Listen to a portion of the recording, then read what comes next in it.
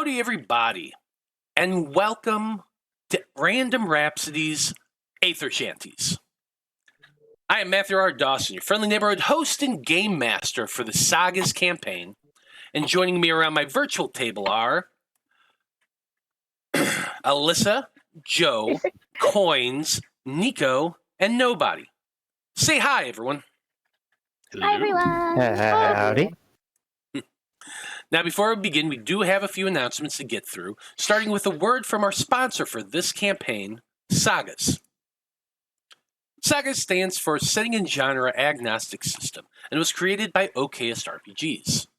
It's a universal rules-light TTRPG designed to help you easily tell your stories in any world imaginable. You can choose from over 100 unique features to build your character, and there's also guidelines for quickly making your own unique abilities. SAGAS promotes helping allies over helping yourself, and encourages teamwork to succeed in challenges. Using the smooth and fast combat rules, you can describe epic team combos that you can use to take down your foes. In any setting, SAGAS has provided a smooth integration of rules to create a unique framework to help you tell your adventures. The game uses a check-based roll-under resolution system, which is unique to most TTRPGs, and most of the time you're rolling a d10.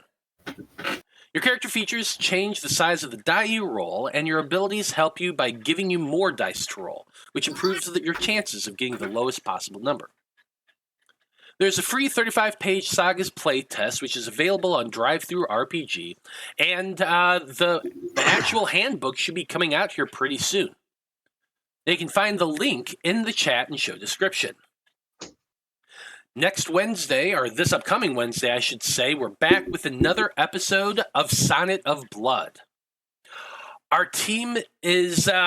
Well, they're currently reeling by the fact that not only did Irina get murdered by somebody they thought there was a friend, but that person then escapes because Strahd showed up and saved them.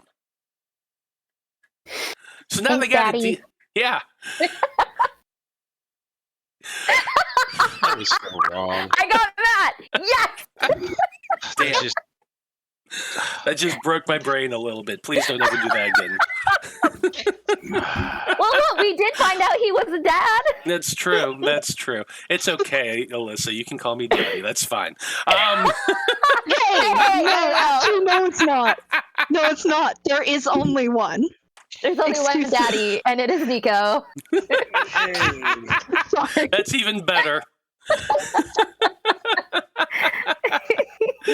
Anyway, back to Curse of Strahd. It's going to be chaotic. I'm about to delete all of that just was said. And instead, let's just talk about the fact that our team has to deal with the loss of their favorite NPC. So we'll see what happens after that. Now, you can keep up to date on our schedule and everything we do here on the network by following us on Facebook as Random Rhapsody TV, on Twitter as @random_Rhapsody, on Blue Sky as Random Rhapsody, and on TikTok as Random Rhapsody_TV. And thank God, that's it for the announcements. So join us as we... So join us as we hang out with the Wayfinder crew as they fling themselves through the multiverse playing their Æther-Shanties.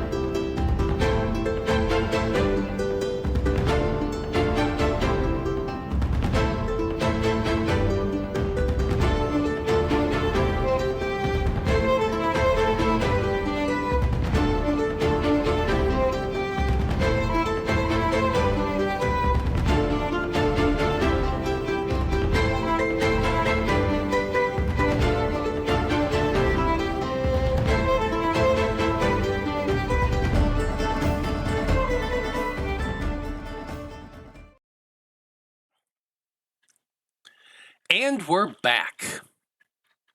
It's time to do the recap again, which means I'm offering up the random Rhapsody coin, which is good for one free reroll during this session, which means that I can do it too. And if I get that coin, I can use it in so many different ways. I'd love to do that. Does anybody mind if I do the recap this week? No. Even if I weren't doing it, I would lie and make up something so you can't do it. Nobody That's said the so- recap has to be accurate. Since I'm pretty good at bullshitting, I think I can figure it out. Fair enough. Well then, King of the Bullshitters, Zolos, tell us what happened last time on Æther-Shanties. I actually kind of like that King of the Bullshitters.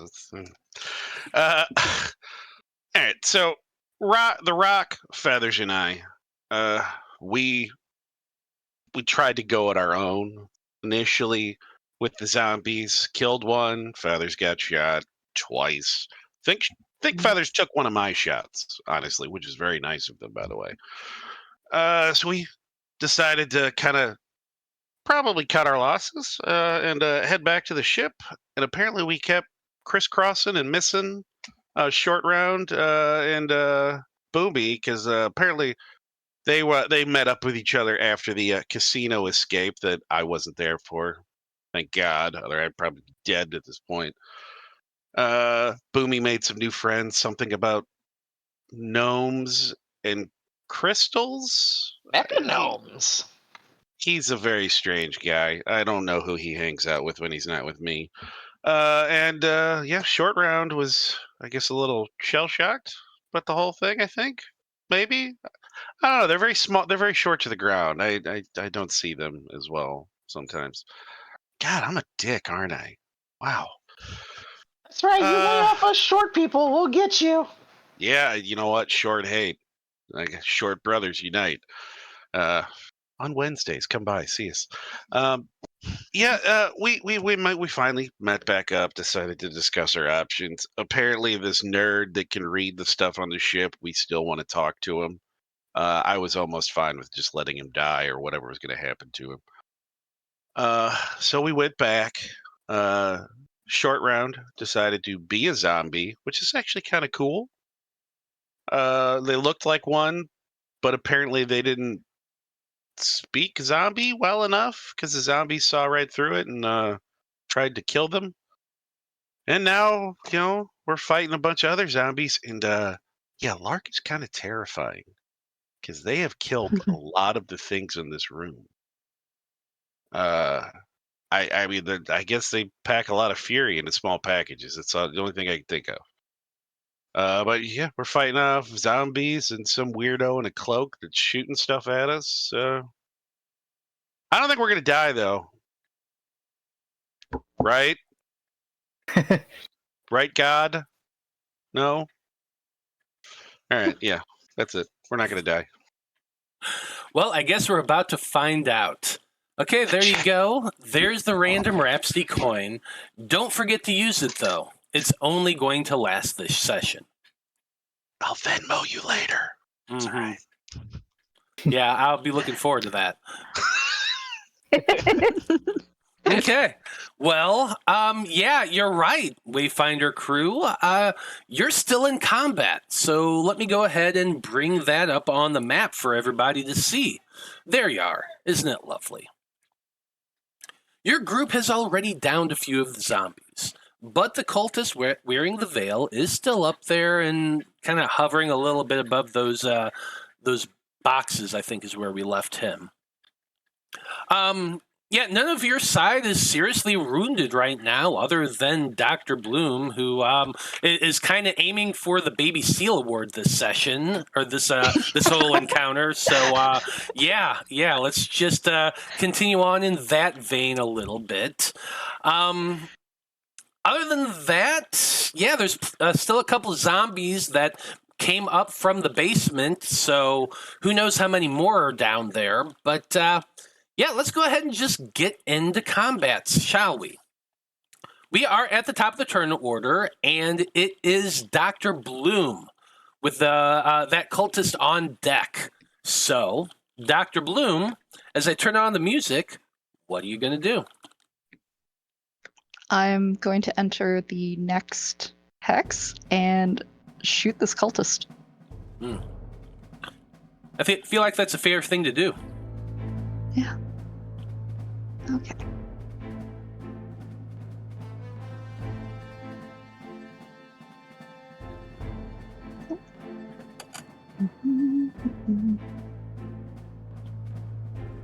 Let's see, where is, there it is. You are aiming for a 5. All right. What happened? It's a 3. Bam. Hey, that's a hit.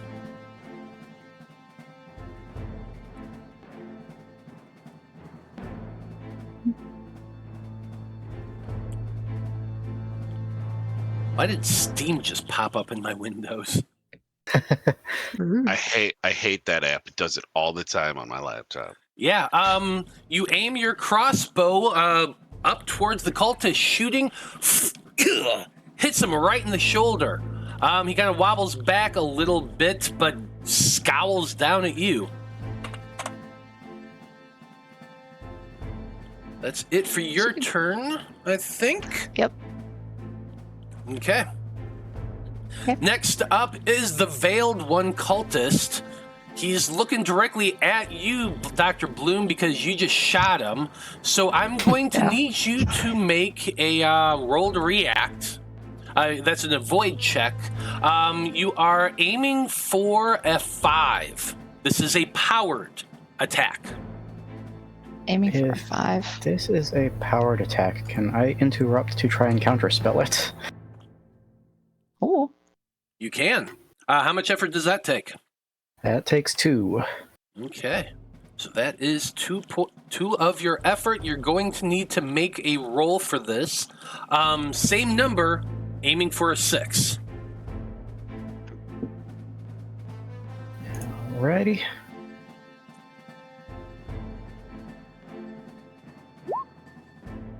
Alright. Hell yeah. Heck yeah.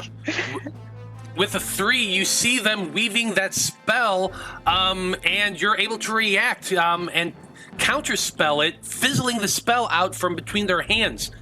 They look around and see you there. Oh, they're not happy at all. I think they're going to be moving into your hex, floating across above that that stack of crates right there, and just landing right on top of it. They pull out a weapon, looks to be like, kind of almost like a scythe. How the hell did they get that fitting up underneath their robes? But there it is. That's the weapon they're carrying. Boomy, you're up. Nature's pocket. Alright. Can't hear you at Can all. you hear me now? Yes. Yes. Okay. I'm just gonna move over here and shoot him with the crossbow. Absolutely. So, you are aiming for a 5. Alright, lighten them up.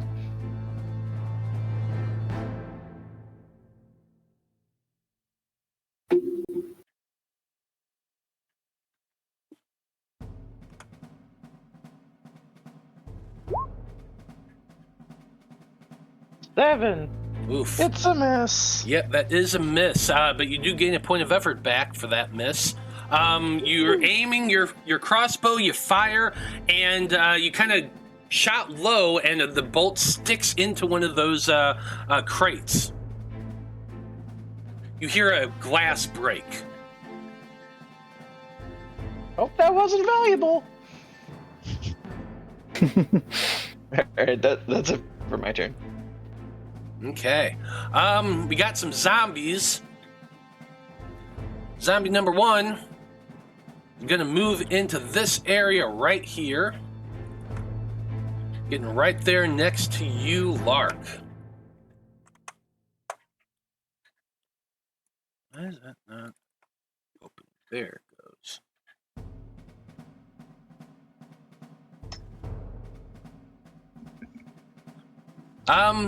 Unfortunately for it, they can either move or they can attack. They can't do both, as we've learned in this battle. So that guy just gets in there and is kind of looming over you, Lark. Got another one that's doing the exact same thing.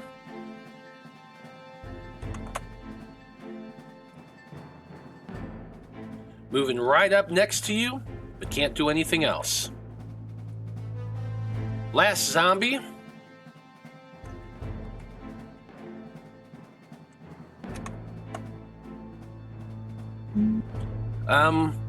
Well, you're not aware of this zombie, so it doesn't matter what's going on. Yes, Skarn, you're up.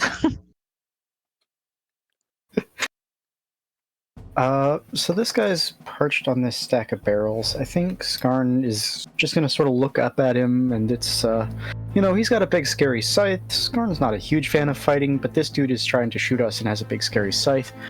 So I think it's just gonna reach out, and with a sort of punching motion, a bunch of ice shards will manifest. I'm gonna try to shoot him with the control water power. Love it. I say shoot, but it only works in melee range, so...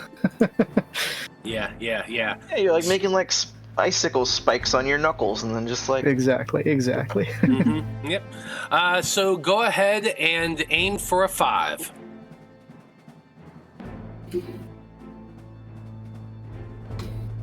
Okay.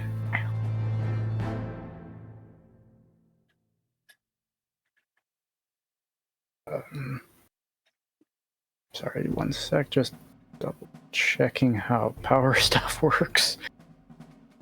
It's pretty much the same thing as anything else. You roll using a dice to attack, probably a D10 unless you have enough rinks in it to do a better shot than that. Yeah, that's what I was double checking because of the potent powers thing, and it turns out it does work, so...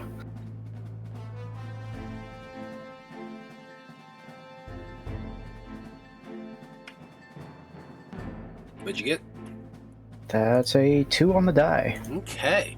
Yeah, with a 2, you fire that good old cold knuckle right at him, clipping him in the leg. His leg crumples a little bit. He goes down on one knee and cries out in pain. Did 1 point of damage to him. Okay, and then this might be a stupid move, but I'm going to use my movement to come over here, because I'm trying to draw him away from the doctor because the doctor is already hurt. Okay.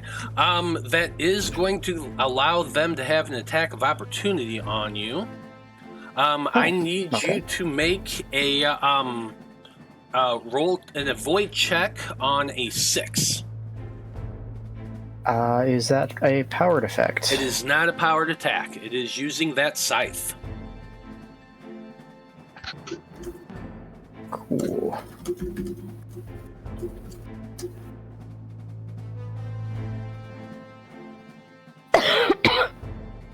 I'm sorry, you said difficulty 5?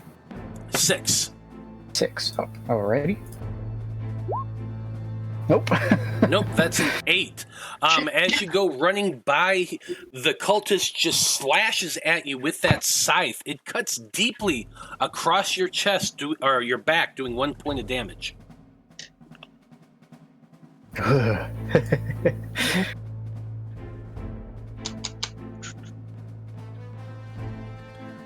Imagine you're kind of bleeding that little weird liquidy magma-y substance that comes out of your body. Yeah, that weird metal blood of theirs. Yeah. Next up is Zolos. Alright, would I guess, how tall are these stacks of crates here? About 10 feet in height. Alright, so I'm guessing if I were to, climb up this one, that would be my movement, more than likely, right? It would be your movement to climb up it, but you could use your movement to climb up.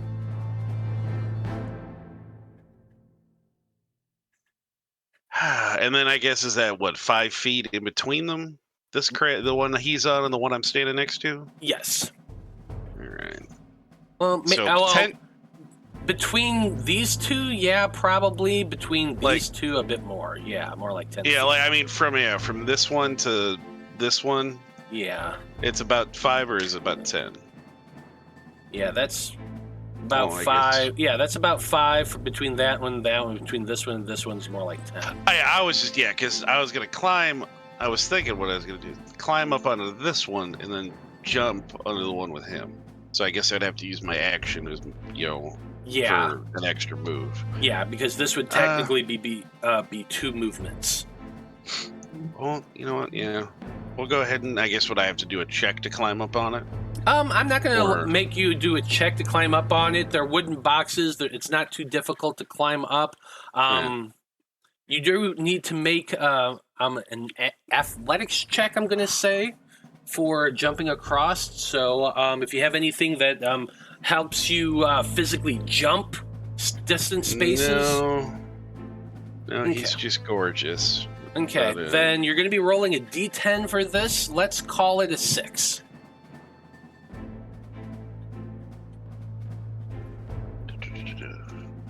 Come on.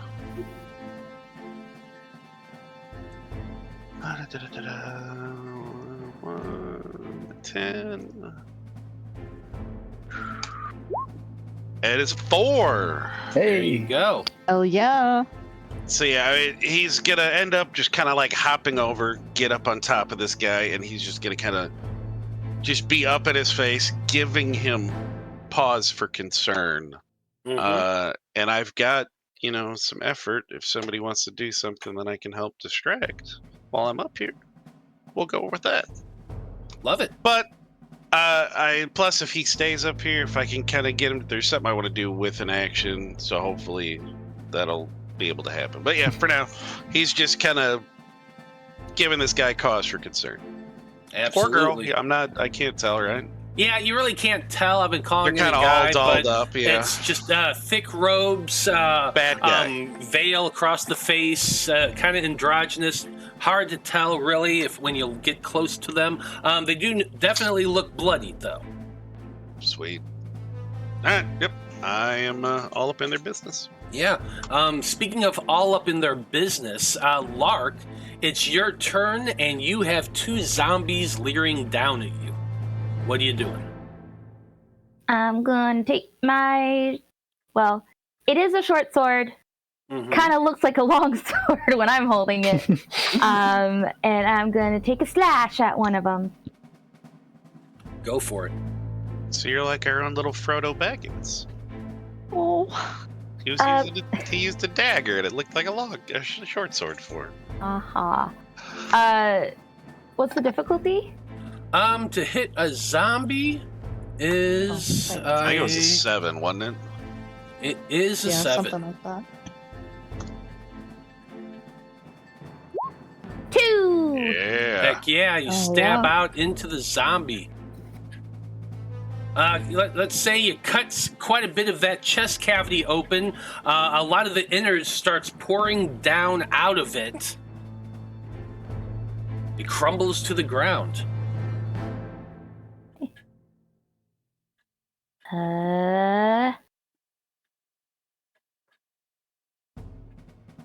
I'm assuming I cannot take a slash at the next one. Nope, you the got same 1 turn? action, 1 movement. Okay. Then I'm done, I guess. That's fair. Yeah. We're back at the top of the turn order with Dr. Bloom, who does have that cultist standing there above them on top of the crates. Zolos is right there in behind them. What are you doing?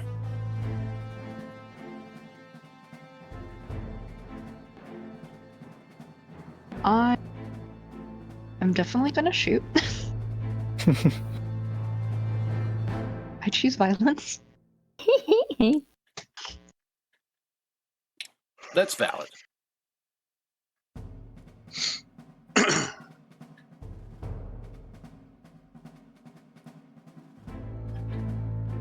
And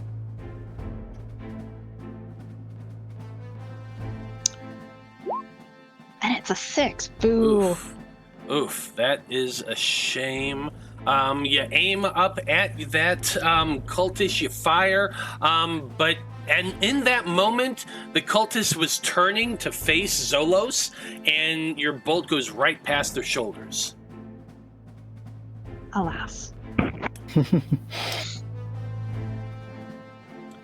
Next I up, can still move. you can't. Yes, you can still move, and you do know that they have actually just used their reaction.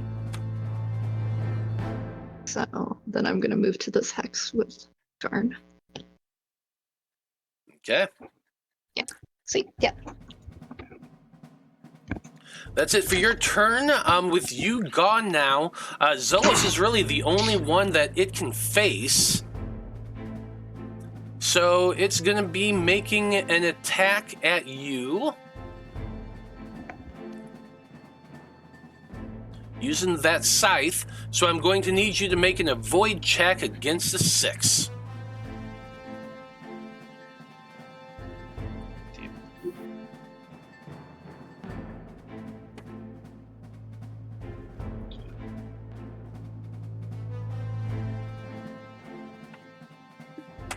I guess it is its own D10, yeah, because we don't have anything special.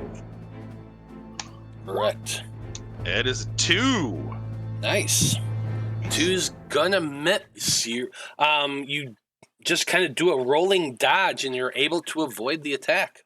It's gonna wink and blow up a kiss.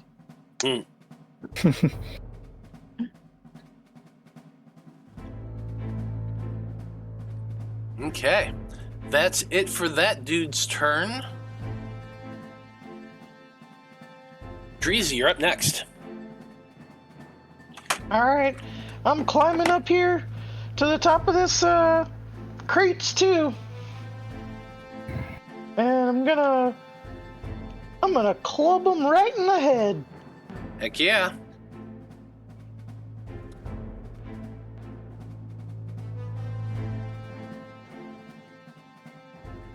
You're aiming for that 5.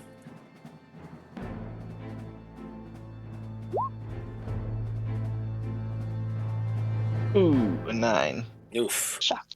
Unfortunately, yeah, you come charging up, swinging that club. The cultist just parries it back with the scythe and then brandishes the blade of the scythe at you.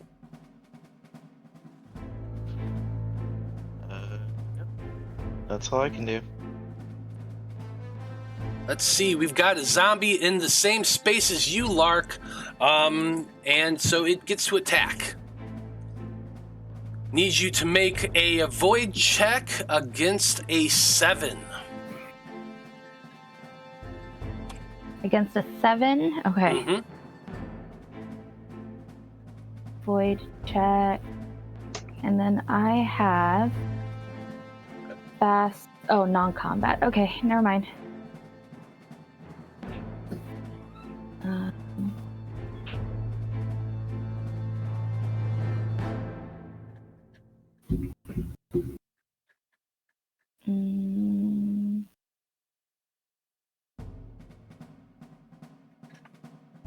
Okay. This. Dodge. A D10. 7. Ooh! Oh. That's a 10, my friend. Ooh, that's rough. So yeah, it does slash at you, scratching you with those nasty, disgusting, rotten fingers. You're going to take 1 point of damage, and you're gaining the wound Rot. Your maximum health is temporarily reduced by 1 per level of severity of this wound. My what is reduced by 1? Your HP. I'm gonna... But just by 1 so far, so don't let it get to 2. Or 3. There The you go. maximum health is temporarily reduced by 1 per level of severity of this wound. Great. So I'm at health 2 of 2 now?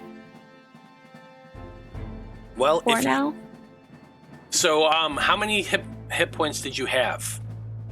I had 3 out of 3. Okay, so then right now you are 1 out of 2. So I guess you took the damage and then you took another damage. Oh. Hey, you know what? You won't have to use that special ability to look like a zombie soon. Is that a... I lose 2 health off of this? Yeah, because you gain the wound that also takes 1 away. Is that not a silver lining? I guess not. So you might not want to get hit again. Yeah, no kidding. Jeepers. Yep. Okay, and I have rot. Okay. You're rotten. Apparently. Yep, you are rotting away. Skarn, you're up next, and little Lark is not looking great.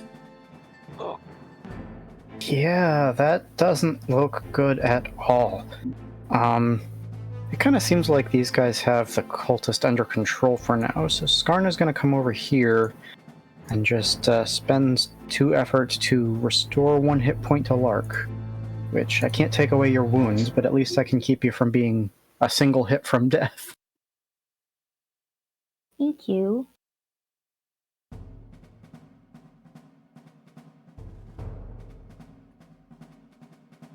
And maybe the 2 targets here. I keep hoping that just by standing places I can get enemies to follow me, but it never seems to work.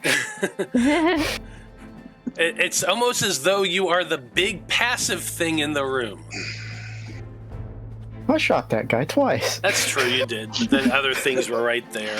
It's just how it happened. Anyway, that's it for your turn. Zolos, you're up next. And I'm hoping what I can do will be like a combo with whoever is going to attack this guy next. So I've got the disarm ability. Now this person, they're holding at least the scythe, whether they got anything else in their other hand. Right now it's just the scythe that he's wielding two-handed. So I mean, I'm at level 3 with this, but I mean, with level 1, it's while wielding a medium weapon, I can use a combat action to disarm a creature in melee. It's considered an attack, but it doesn't do damage. All it does is I knock things out of their hand. Okay. But at level, I've got it all the way up to rank 3, which I get to use a D6 for this roll. But at rank 2, if they had 2 things in their hands, I could knock them both out. But yeah, I'm just kind of hoping I can kind of disarm them and just pretty much just shock them into a thing that if, let's say, the doc shoots them, it's pretty much they're going to be wide open for it and they have no defense against it.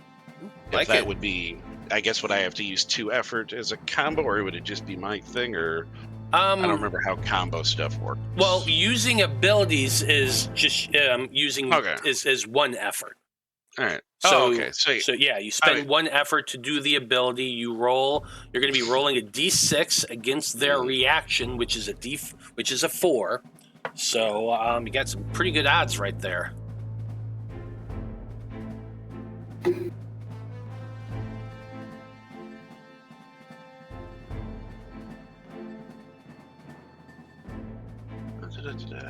Oops.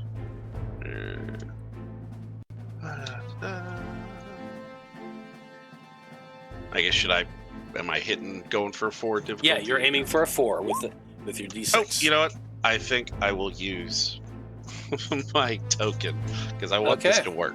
Yeah. Okay, using that random Rhapsody coin. Because that was bad. Yeah, that's 6. Ouch. God damn it. Oof. All right, it's 5. I'm sorry. You have that long sword and you kind of place it between his hands and twist, but that cultist is holding on to it tight. He wrestles you back and shoves you with the actual length of the scythe itself, pushing you back, and you are unable to disarm him. It was worth a shot. You've got movement if you want to try to get out of his range. No. Yeah, I'm staying right there with him. Fair enough. Lark, you're up next. You're rotten to the core, or not quite yet. You've still got a little bit of hit points, but what are you doing? I'm dicing him.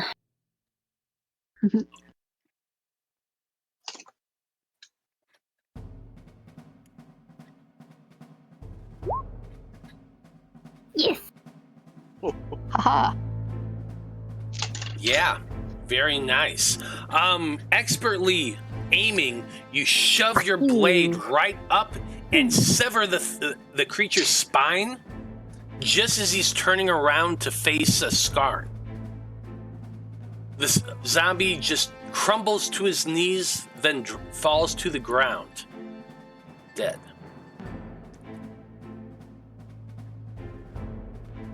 That's your action. You still got movement.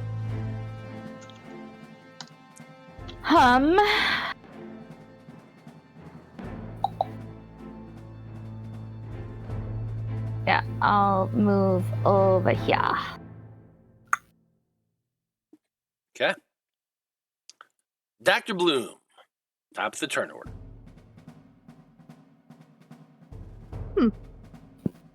Interesting turn of events. Yeah, I think I'm gonna go back and shoot this cultist again. If I were to distract him with the help action, would I be able to do that still? Since You can do the help action it's if you. three, It's two or is effort. it two? It's Alright. two effort. I will do that, and like he's kind of just dejected. He's just gonna drop the sword to his side and look at the guy and be like, "All right, you're gonna have two options here. We keep fighting, or we start doing something else that starts with an F. Either words, I'm getting naked right now." And he's looking him right in the eyes. He's like, "Your choice, buddy." Okay, Trying Dr. to Bloom. distract him. Yeah, that's going to give you an extra dice to roll for this. Still aiming for that 5. And he's just gonna start unbuttoning as he's doing it, just slowly, just taking a few buttons down to give the guy something to look at, or girl. Maybe that'll entice them more. Either way, Bang. good for it. Nice. With that 3, you are able to And that line distraction. up. Dr. Bloom, honestly, I think I want you to describe how this looks with Zolos starting to undress. How you take this cultist out. I do this myself.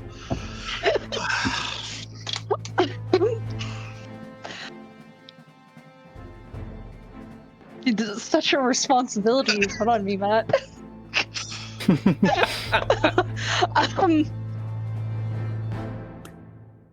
I mean, I guess I'm going for a real nasty shot. I'm just gonna aim for the viscera. Probably aiming for the trunk. Let's be real. I'm not in a good mood, and I'm like, I don't want to see that. I'm just gonna disrupt this right now. Thanks. Goes flying into the cultist, and he just cries out, "Ah, ah," and drops to the ground off of those crates and onto the floor, and landing in just a thud of a heap. And with that, the warehouse is silent. Dejected. Huzzah! Back up. We the best. Did we ever Okay. learn what our nerd All right. guy looks like? I don't recall if they ever describe, because we got that note, right? I mean, because we never knew what.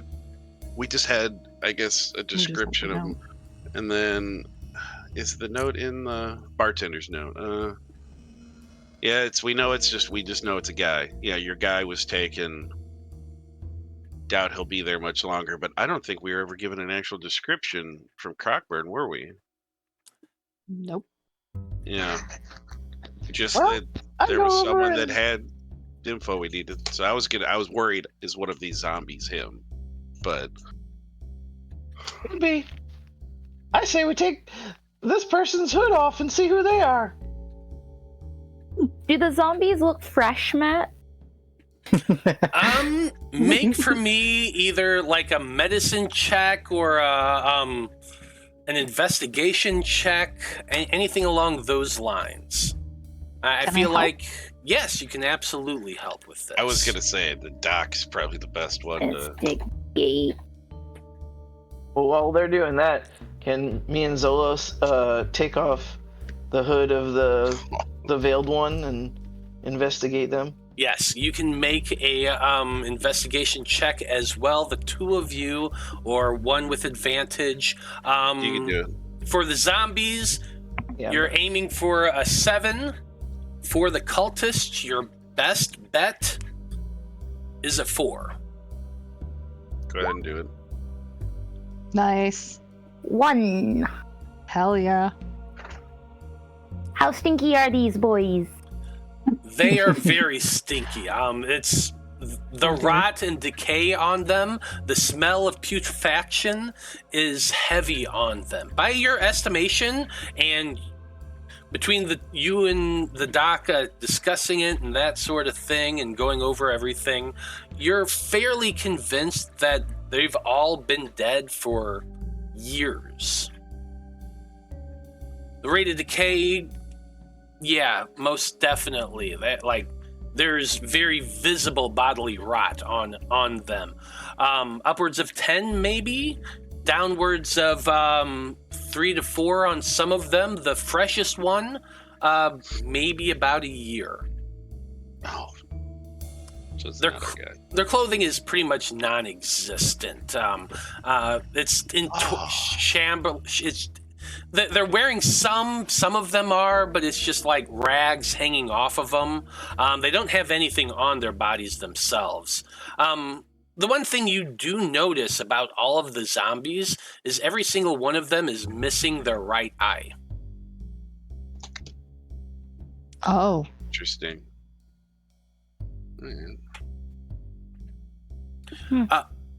Who's making the search for the cultists? I'll throw Yeah. back the hood and say who this fool is. Okay, make your roll. What's the DC? 4. Or 3. Sorry, 3 was your best. Ooh. Nice. Nice. Sweet. Crouching down, you begin checking over the body of the cultist. First thing you do is rip that veil off their face. You're looking over them, they seem humanoid, humanish. Possibly human. It's hard to tell because, like, the face is nasty looking. Like, there's very obvious infection across their face. There's a lot of what appears to be ritualistic cutting on their body. The right eye looks very weird. It's kind of bloated and bluish, milky bluish in color, and they're both leaning in close, looking at it, when suddenly the thing begins to move. Long bluish legs start pushing out from the edges of the socket, and a spider crawls out from the empty socket. No, not more fire and eyeball bullshit, Matt. God damn it. Oh, cool, dope. How Right in big the eye. of the spider? It's like about the size of a large marble. And it jumps off the body and starts scurrying towards the one of those boxes, stacks of crates. You do have a moment to react. Catch it, don't let it get away. Yeah. I'm gonna get a little glass gonna vial stab out of it. my pack. Okay, I want we're gonna do a mini initiative real quick, okay? Just to see who's going first. I need the two of you to roll to react against the spider.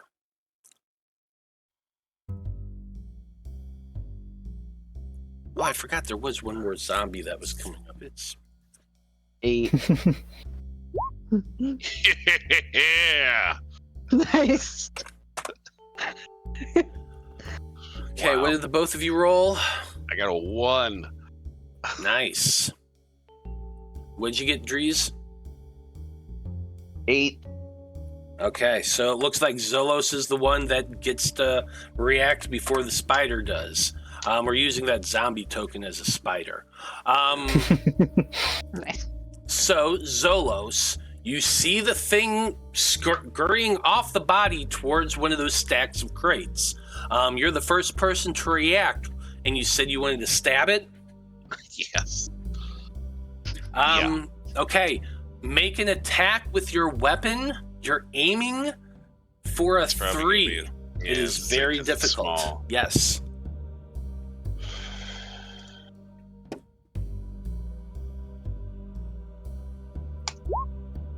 No, Oof. that's 7. You missed, unfortunately.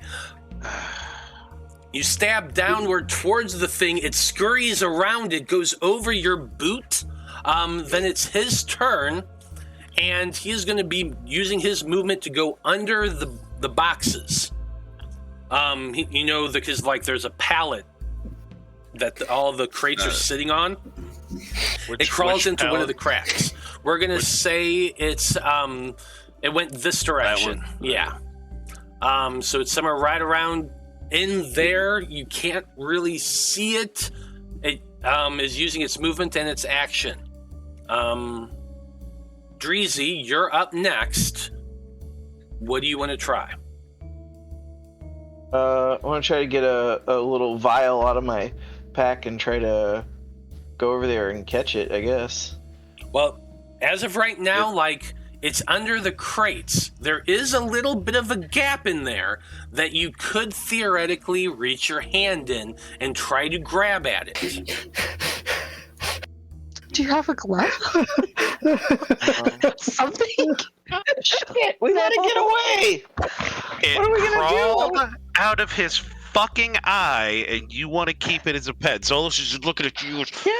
You have my permission to set this fucking building on fire. Alien spider shit. We gotta catch it and study it. You know what? You can catch its burned corpse. Am I the only one trying to get smarter here? Go ahead. Yeah, Zolos is gonna be like, he's gonna point at the hole. He's like, you stick your hand in there then and see how smart you are. Go on, go. Look, I didn't make it to 7 years old by not being careful. Get over there. Do I have a light? I guess we have like fucking torches. Isn't it bright enough? Is it bright? Like, how bright is it in It's here? not bright in here at all. It's actually Okay, I'm gonna light my extremely torch. dark. I'm gonna light a torch. Okay, you're gonna light a torch.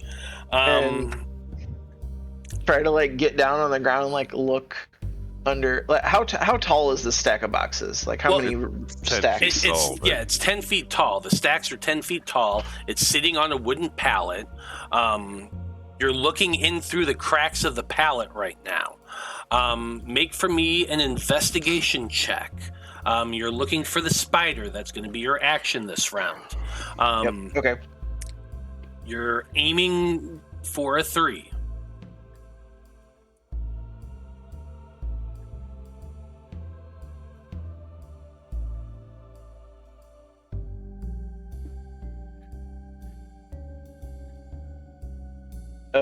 Can I inspire myself on this one? Yeah, you're at this level. You can. It costs 3 effort to give yourself an extra dice. All right, I'm doing it. Okay. For knowledge.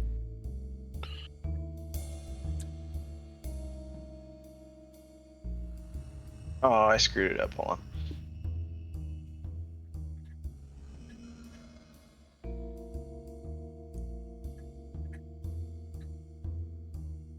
You said a 3? Mm-hmm. A 3. Nice. Nice. You I do. spy with my little eye. You look down. You have your torch lit, and you're looking there inside. You see the spider. It is towards the back of the crates. it'd be very difficult for you to get to it. You would have to kind of go around to the other side and try to reach down there and grab at it. I'm just gonna keep my eye on it, but I'm gonna call out, "Hey, go to the other side. Make sure it doesn't come out. I see him." Be it as this is, by this point, everyone else could theoretically react if they want to.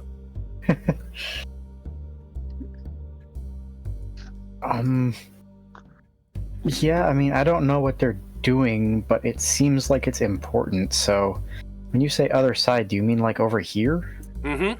Yeah, the other side of the crates. There's Yeah, a I mean, blue assuming I spider take in a here. move action, I can only get to here, so all I That's can do fine. is sprint. I mean, if everybody goes on a side, then we'll get it no matter which way it comes Yeah. out. Oh, Yeah, we could just we're gonna fence get it it, all in, right. but Into a bunch of different pieces. Or squished. Do not let this thing escape, guys. It could be the key to some new technology or information that could help us. What are we even looking for? I didn't see it. It's a giant blue spider. Spider crawled out of the guy's eye. And he wants to keep it. That Not it. It's not my pet. sounds horrible. I mean, if we keep it intact, if I kill it instead of straight up smooshing it, we could study it and it'd also be dead. Best of both worlds, but let's catch it first. You know, taxidermy. I was just gonna step. Yeah. I'm just gonna stay back here and try not to throw up. Probably. You are still feeling kind of rotten right now. That and the fact that a spider crawled out of a person's eye. Yeah, there's that too. Yeah. Yeah. I Not kind of did great. want to bop you on the head with a paramedic heal, but I don't know if I can do that before I play goalie for the spider. Yeah, you got to choose one or the other, Dr. Bloom. Since time is of the essence and there is currently no other dangers, I shall choose acting as goalie. Okay. Yeah, why not? So let's see here. I actually put a spider token on there, so I'm gonna do this here right.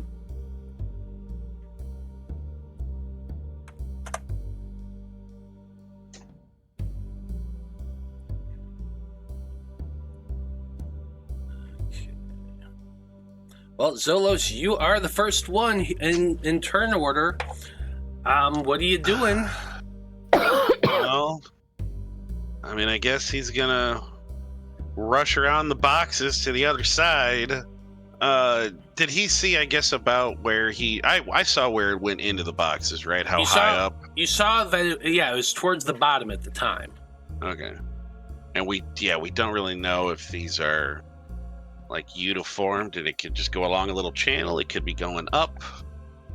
He will wait. I guess, is there a held action in Sagas? I think to get to the other side, you would have had to use your move and action to get there anyway, wouldn't you? Well, I was in this. Oh, I was guess, in with I the guess so. boxes, So yeah. that would be technical. Yeah, you're right. So yeah, is there a hold action? I vaguely remember there's something Like, about if it, like, he would hold, like, because, I mean, he's got the grapple, like the wrestler kind of thing for grappling. Now, this is very small, but if it, like, runs out the side against his better judgment, he's just going to kind of, like, clamp down on it and trap it. Is that do you have to use an effort to do that? No, No? it's just, I mean, it's something Just that an I guess I attack. think it's a D10, yeah. And the initial thing, I just grab onto something, and then once I have a hold of them, I can do damage with the ability. But it's just it's not powered or anything. It's just wrestler. It's when you are holding a creature. So I mean, I would have to like grab onto something first. But he's just good with his hands. Is pretty much what we've done in the past. So you moved and you're holding your action, watching for the thing. Yeah. He really wants to step on it and squish it, but he's just gonna grab for it. Mm-hmm. We're moving up now. Let's see here.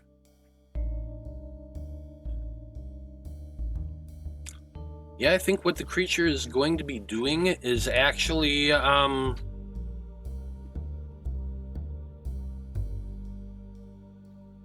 Zolos, I'm going to say that you will see it.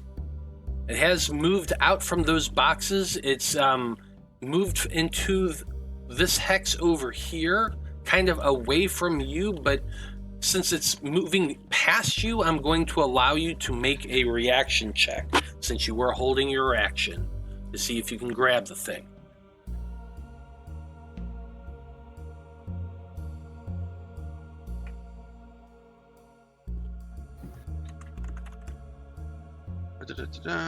What do you want me to shoot for? Is it a 3 again? It's still a 3. It's tiny. That's 9. That's a 9. Thank God he Really missed. wanna touch the Failure. spider. No, I do not. That is a failure. It disappears under the next set of boxes. Under these? Yep. Yeah, he's gonna just shout. He's like, little fucker's over here now. Oh, shit. Just set it on fire, Boomy. We'll get you another one. I promise. You're up. Where have you seen another glowing blue spider crawl out of somebody's eyeball? I don't know, the pet store? I mean, what? I ate a blue apple that tasted like shit. Who knows? There's blue stuff everywhere. All right. The other cultist doesn't have it. All right, It's right up. You've only looked at one Fine, cultist so far. whatever. I've only looked at the one. It's gonna be this difficult. Just let it go. I'd rather see if this guy has anything on him. I search this guy's body. You can. You find that he does have a pouch with a large amount of coin on him. Sweet. Oh, this'll come in handy. Besides that, you find that he has a that scythe that he was using. That is just a weapon. It's a medium weapon, so you can use that if you like. He also has a kind of ornery-looking ritual dagger on him. As you pull it out from its sheath, it's like covered in runes. It has a ruby set in the hilt. It's kind of creepy looking. Oh, fancy. Yeah, I'll hold on to that dagger. The scythe and I mean, I can divide the gold between everybody and the scythe. I don't know if anybody wants to use that. They can.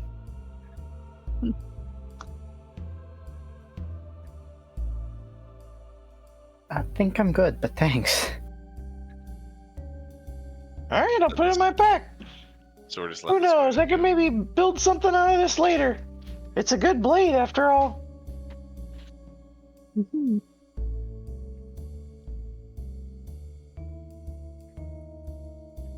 Okay.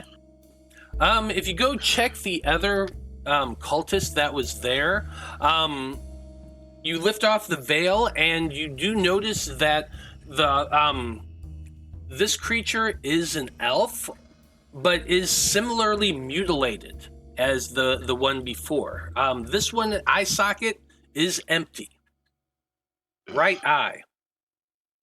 So it's the same with all of them. It's the right eye that's gone. Mm-hmm. Does this one also have a spider crawl out of its eye? It does not. If it did have a spider missed in it. there, by the time you came over and looked, it was gone. I mean, I want to check some of these boxes and crates, but I think for now, Zolos will be like, all right, we came here looking for a bookworm. We got to go see if our bookworm is here. Yeah, we probably have to move pretty quick. There's a bunch of dead zombies outside. Someone might notice. True. I mean, I'm probably already kind of covered in the guts and I still look like one, so I'm just going to go out and drag the ones that are outside in. Before you do that, I'm going to boop you on the head with a heel. Does that get rid of wounds? It does. We have, yeah. Yay. Does that mean I get my max back? Yes, it does mean you get your max back. Yay. Does it mean that I get the missing HP back? Not yet. I'm not at full health, but at least I have the ability to get full health again. Okay. Cool. Thank you.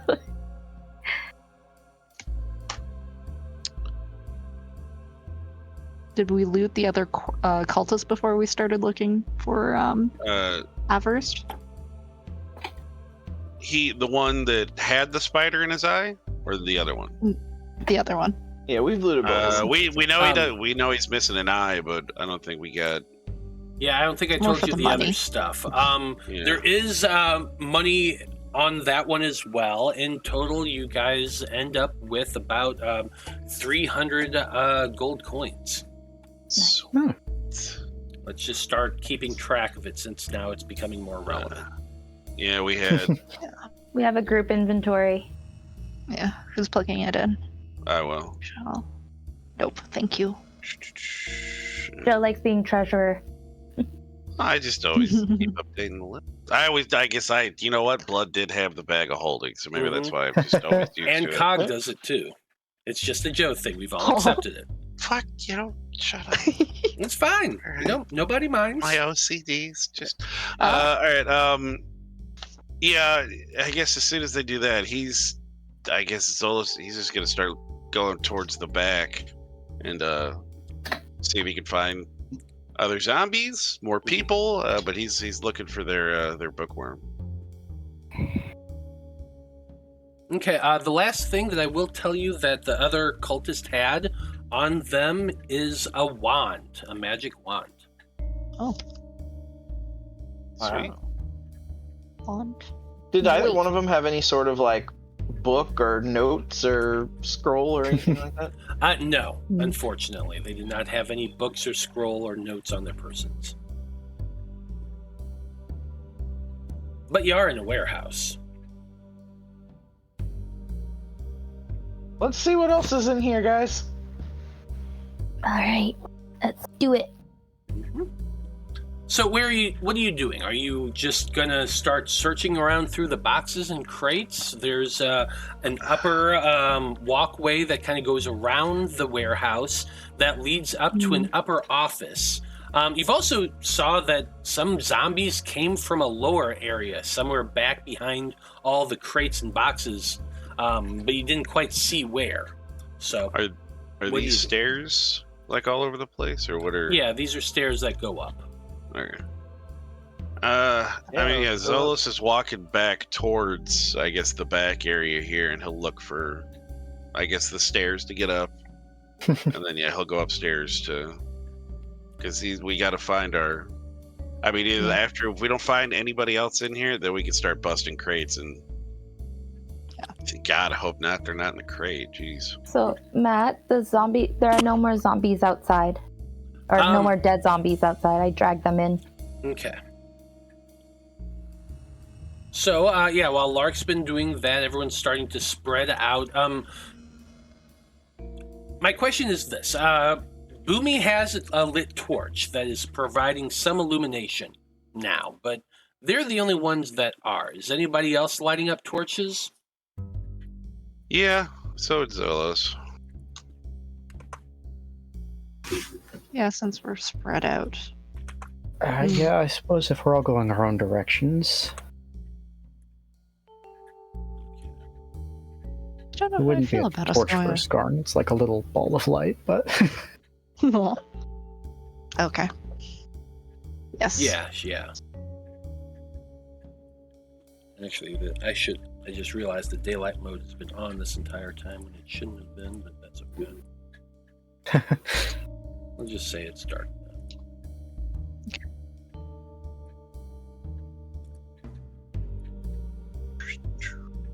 Anyway, those of you who are investigating, just tell me what you're looking for, and then I'll have you make a D roll.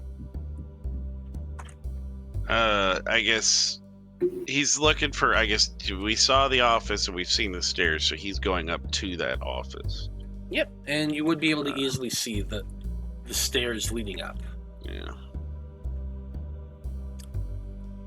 And then I guess he would check the door, see if it's locked or unlocked.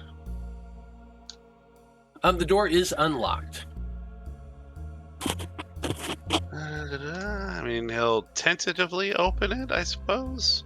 Tentatively.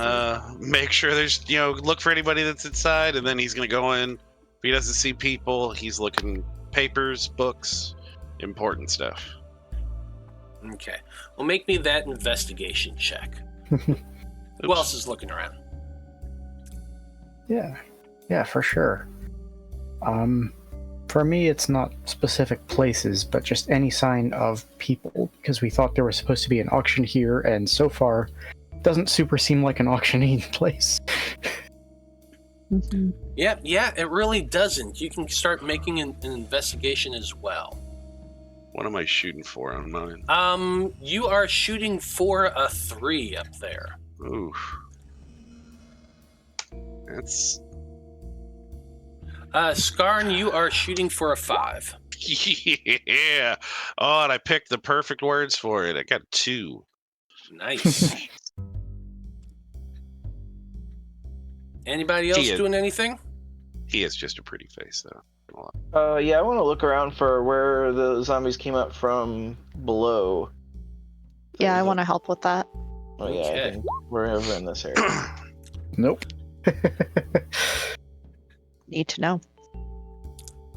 Yeah.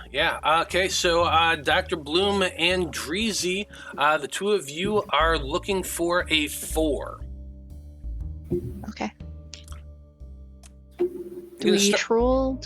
Or one of you can roll with advantage with 2 dice. Go for it. Sure.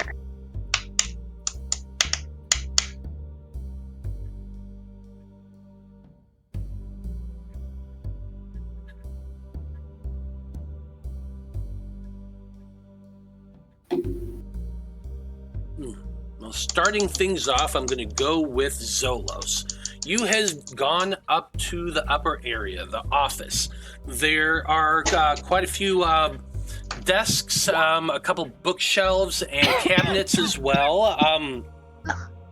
And honestly, for the most part, you don't find anything.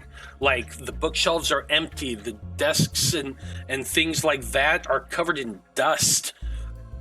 For the most part, there's like nothing up there, but then, as you're looking about, you notice something.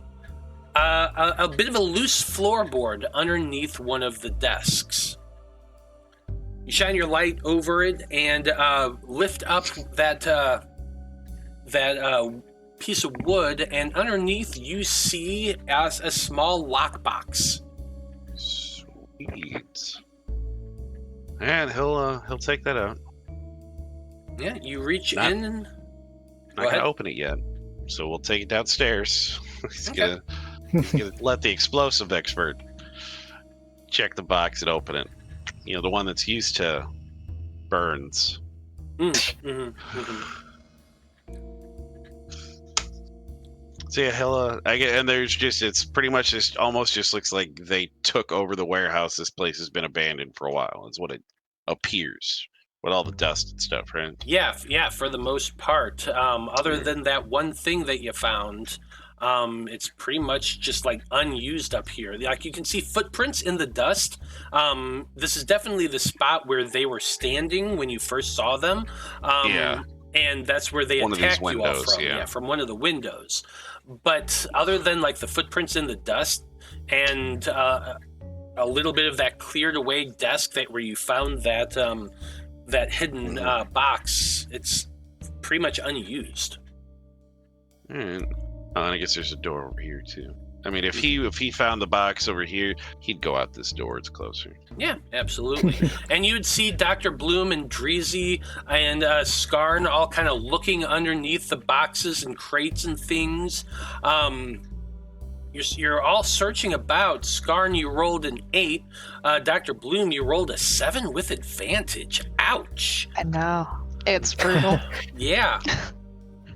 Unfortunately, after the three of you searching about and the time it took Lark to bring in the zombie bodies and close the door, and Zolos to come back from the upper area, none of you have found, like, any other areas. You're not sure where those zombies came from, and when they first showed up, they were just there, and you don't see where they could have come from.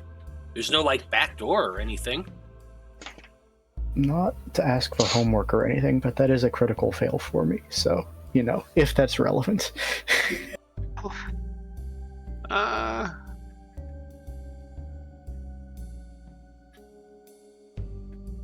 Not really. It doesn't affect anything. You're just looking for signs of people. You saw nothing, like, other than footprints in the dirt from zombies and, like, a little bit of gore and ichor stuck on boxes from, like, where dead flesh scraped against rough wood. You're not seeing any sign of people whatsoever.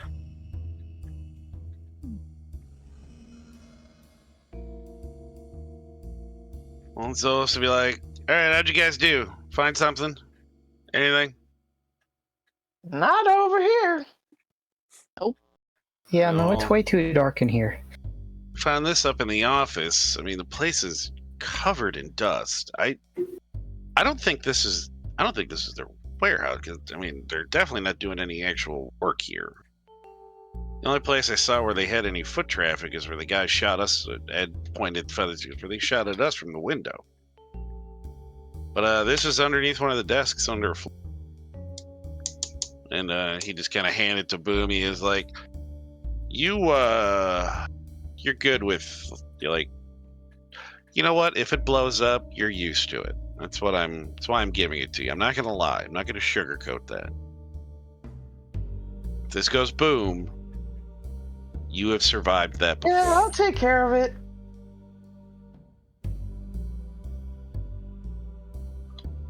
He'll just kind of like peek around the corner from the edge of the boxes as you open it. Yeah, sure. I'll like go back in the corner away from. quick grab the dock and pull him out of the way. Like, get over here. Yeah. I'll do a thorough investigation of this box before I actually attempt to open it. Okay. Well, feel free to position yourself wherever you want to and give me an investigation check. Or I guess looking for traps check that's kind of what this is here. I guess, yeah, like that, and just like, I don't know, what does the actual box look like? Oh shit. You've got your thing. Can I lucky it? Oh wait a second. How much effort does it cost to do your lucky thing? It's cost 2 and I only have 1. Womp. That's okay. Yeah. Can I give him some of my effort? You got fast hands. I do. I have fast reflexes. No. Oh yeah, technically anyone can expend 2 effort to assist, but that would get you in close with them. Oh. Yeah. I'd offer to help, but I'm made of glass apparently. So. I'm willing to take that risk. I've got 2 effort left, and I can charge you across. I haven't spent any effort, so let me do it. It's fine. Zolos has got really fair skin.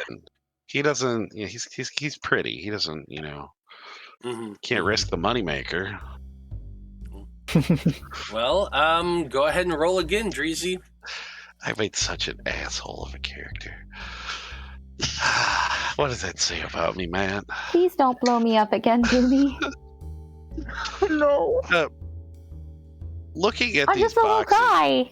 while he's doing that, have we noticed, are the boxes covered in dust too? For the most part, yeah. Boom! Nice. Ooh, nice.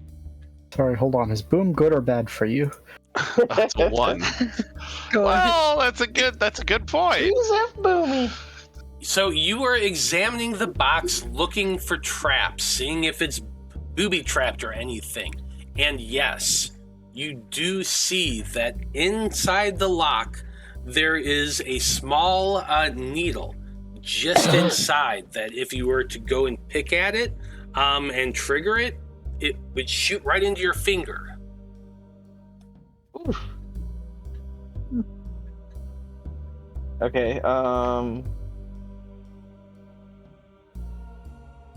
but do I think it would explode, or it's more just like a sharp thing? It's it looks to be a poison trap. It's not going to explode, but if you trigger it while trying to unlock it, chances are would poison you with something. I take the vial that Boomy had been holding, trying to capture the spider with, and I take the cork out of it and I hand him the cork. Good idea. So I'll turn the box around so like the lock is facing away from me, and then like press the cork into it. So and like turn my head, like point it away. So if it goes off in that direction. Okay, but you're just putting a piece of cork against the lock and you're turning. Oh. I'm gonna take one of the hairpins that I have. And kind of like, I'm gonna stand behind the box like Boomy. I'm just gonna kind of like, I'm gonna bend it so that it kind of looks, it's kind of more, not quite a lock pick, but at least it can like hook into the lock hole just to see if we can get it to trigger. Yeah. Cool. I'm into it. Okay. Give me a lock picking check here, Lark. Oh God. Oh no.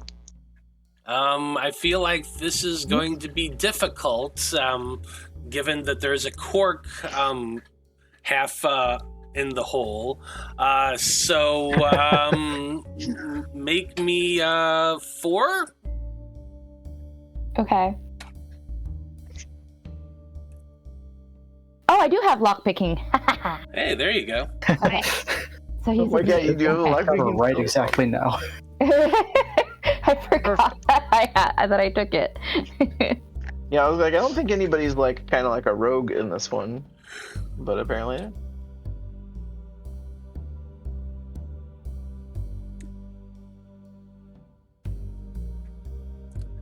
Okay. 8. Said it's a 4. Yep, you're aiming for a 4. Oh.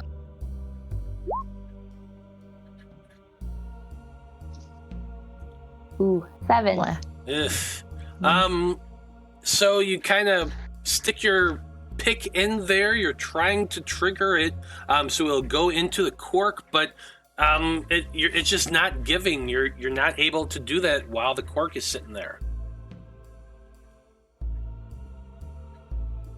Oh man. Okay, I'm gonna come around to the front of the box. Don't forget that does give you an effort point back. Oh, that's true. Okay, I'm gonna come around to the front of the box so I can actually see what I'm doing. I'm gonna have, and I'm gonna kind of adjust Boomy holding the cork so it's like there's more space in between the lock and it. And considering I unbent my hairpin, it's a little bit long. And I'm going to try again now that I can see what I'm doing. Is that okay? Can I do that? Sure, go for it. Okay. Roll again. The green wire. Oh.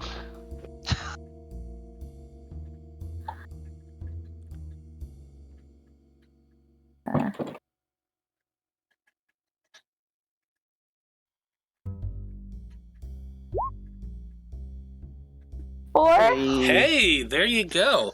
You're aiming. You're picking at it. You can feel the tumblers going, and pop. The lock opens, and you do not spring the trap. Oh. Okay. Cool. I'm gonna use my little makeshift lockpick as a kind of like a little crowbar to like lift the lid without actually touching it. Good call. Here's what you find. 3 bags of coin. There's mixes of quite a different currencies, but all in all, you find about 400 gold. Sweet.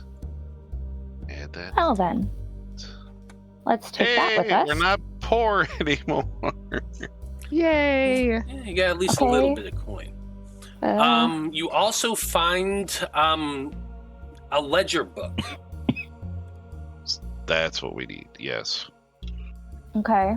Yeah, you open it up. The script is not recognizable. It is in a language you don't know. But Is it similar to what's on our ship? Or different? No, very, very different. Dang it. But here's what you're looking at.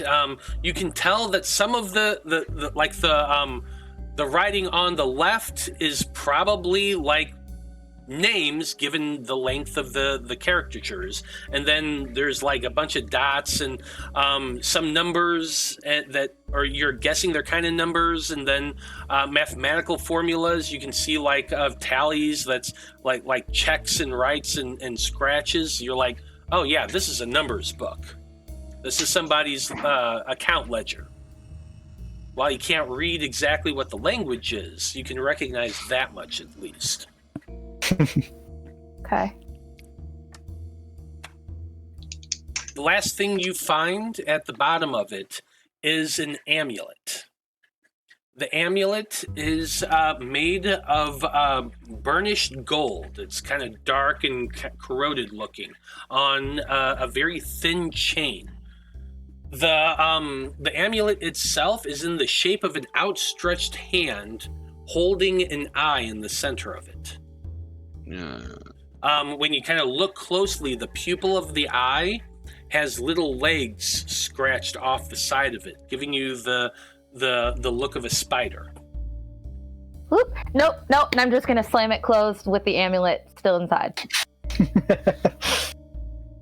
Take everything else out, but the amulet staying in there. Triggering the needle comes shooting out and goes right into that cork that Dreezy was still holding there. Whew.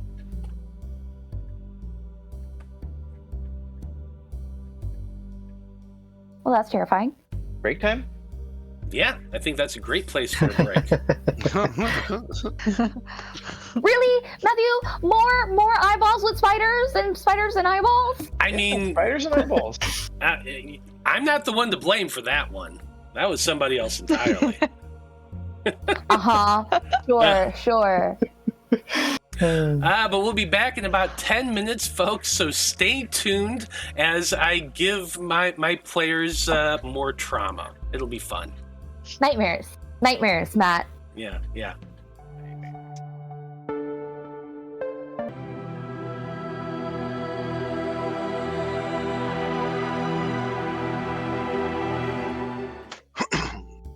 Howdy, everybody. We are back. And when we last left off, our heroes were searching the warehouse where the Veiled Ones were hanging out after defeating them and their zombie hordes. Zolos managed to find a lockbox with a ledger and a bunch more coin. So, odds are this is the place where they're dealing in money. They got to be doing something with all this. But as of what, you're not quite sure, and you still have not found any sign of any prisoners or auctions or anything like that. So, what do you want to do, Wayfinder crew?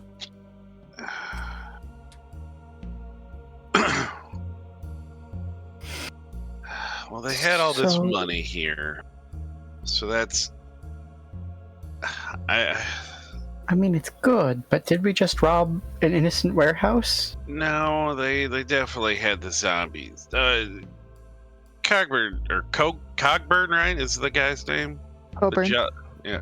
He definitely said the people that like run the rock, they frown upon slavery, and I gotta assume this cult with zombies and stuff. So these people, there's no way they're innocent. No. But I'm I wondering. guess I just wonder maybe if, zombies aren't exactly the same thing as slaves, right? Is this a workaround to get outside of the system and we robbed the wrong warehouse? Well, everybody that we kind of talked to and asked them about this cult. One, they pretty much told us to stay away. You remember that. We were told to stay away, don't go near it.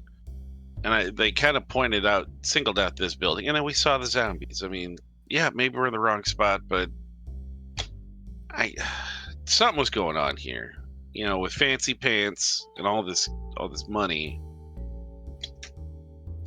This is more than a regular warehouse. Plus, look at all the dust on this stuff. They're not merchants. I still think there's got to be some sort of door or hidden entrance here. I guess beyond all of the spots that they have walked down here, is there because you said there's dust on all the boxes and stuff and crates, right? Are there any crates besides the few we were jumping on that have a lot of the dust disturbed? Kind of like upstairs with the footprints. Yeah. Go ahead and give me another investigation, searching, that sort of thing check. You're aiming for a 4 here.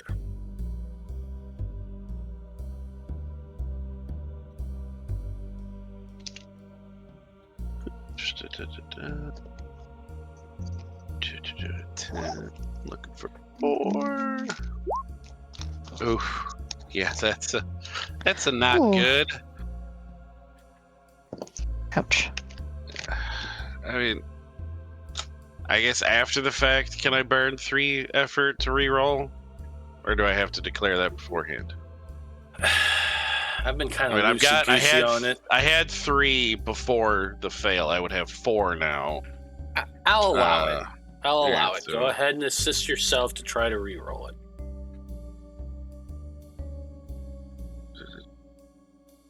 Mm-hmm.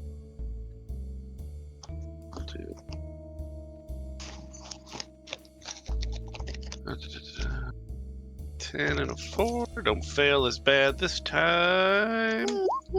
Yay! 3.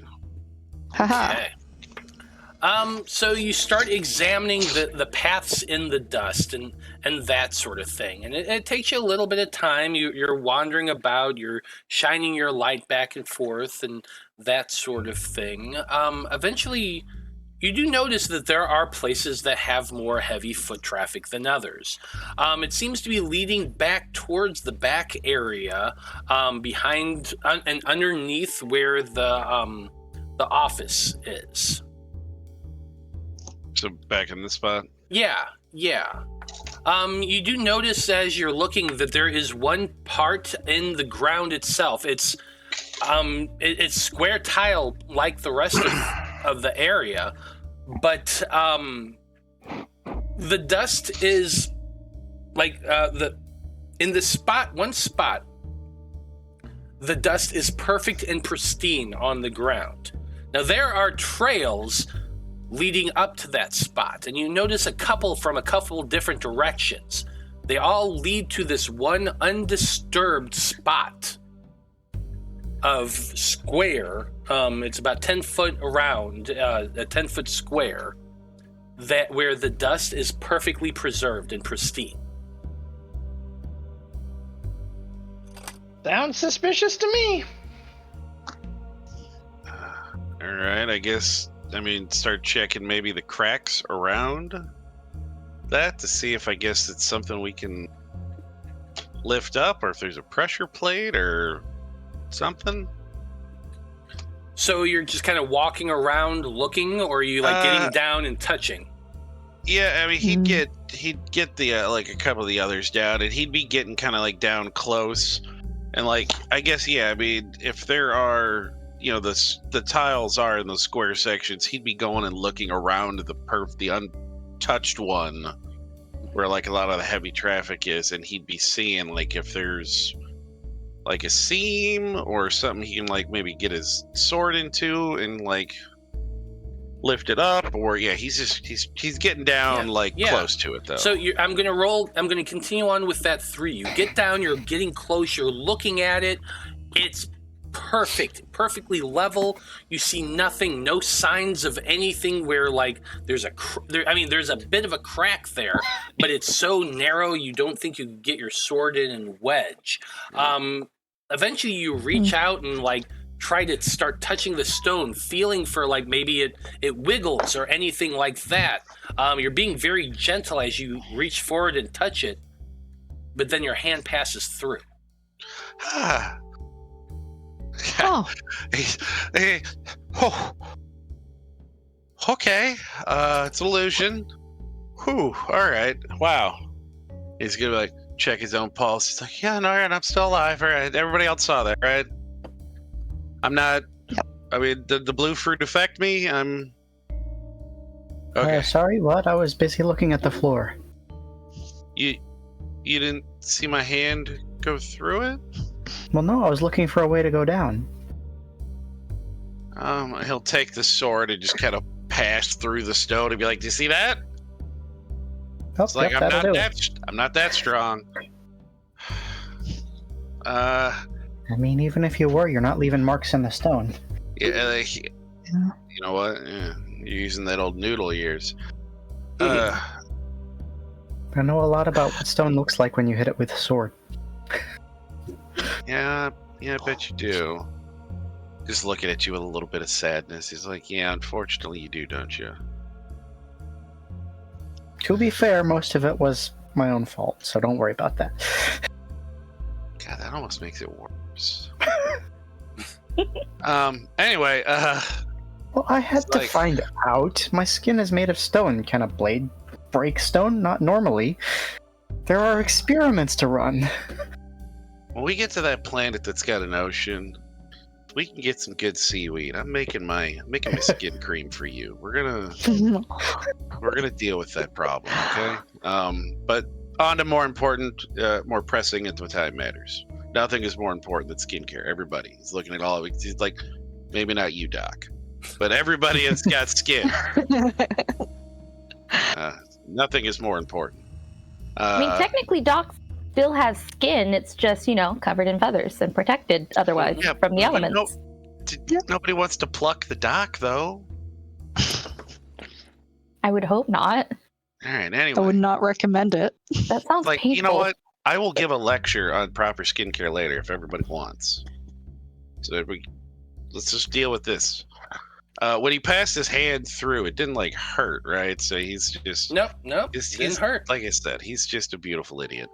He's like, all right, I'm gonna start feeling around and see if there's stairs.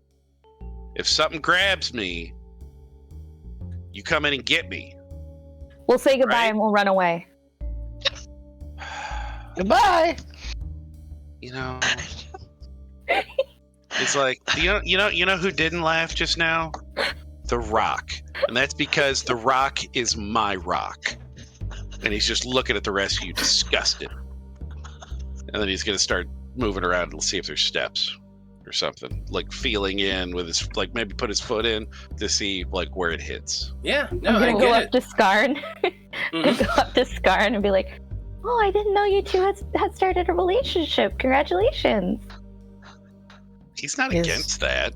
I mean, how would that work? I mean, you know what? That's You're a whole other distracted. conversation. That's a whole other conversation that Zolos is now extremely captivated by. What's the Rock made of? Huh? But yeah, he's putting his foot in to see if he can feel steps or something coming up or down. Yeah. You put your right foot in, you put your right foot out, you put your right foot in, you shake it all about. Shake it all about. After a bit of wiggling and poking, you eventually do feel like stairs that are leading downward. All right, yeah, he'll I guess he's completely uninjured from before. I mean, he would just kind of motion for Skarn to come by. He's like, you and I go first.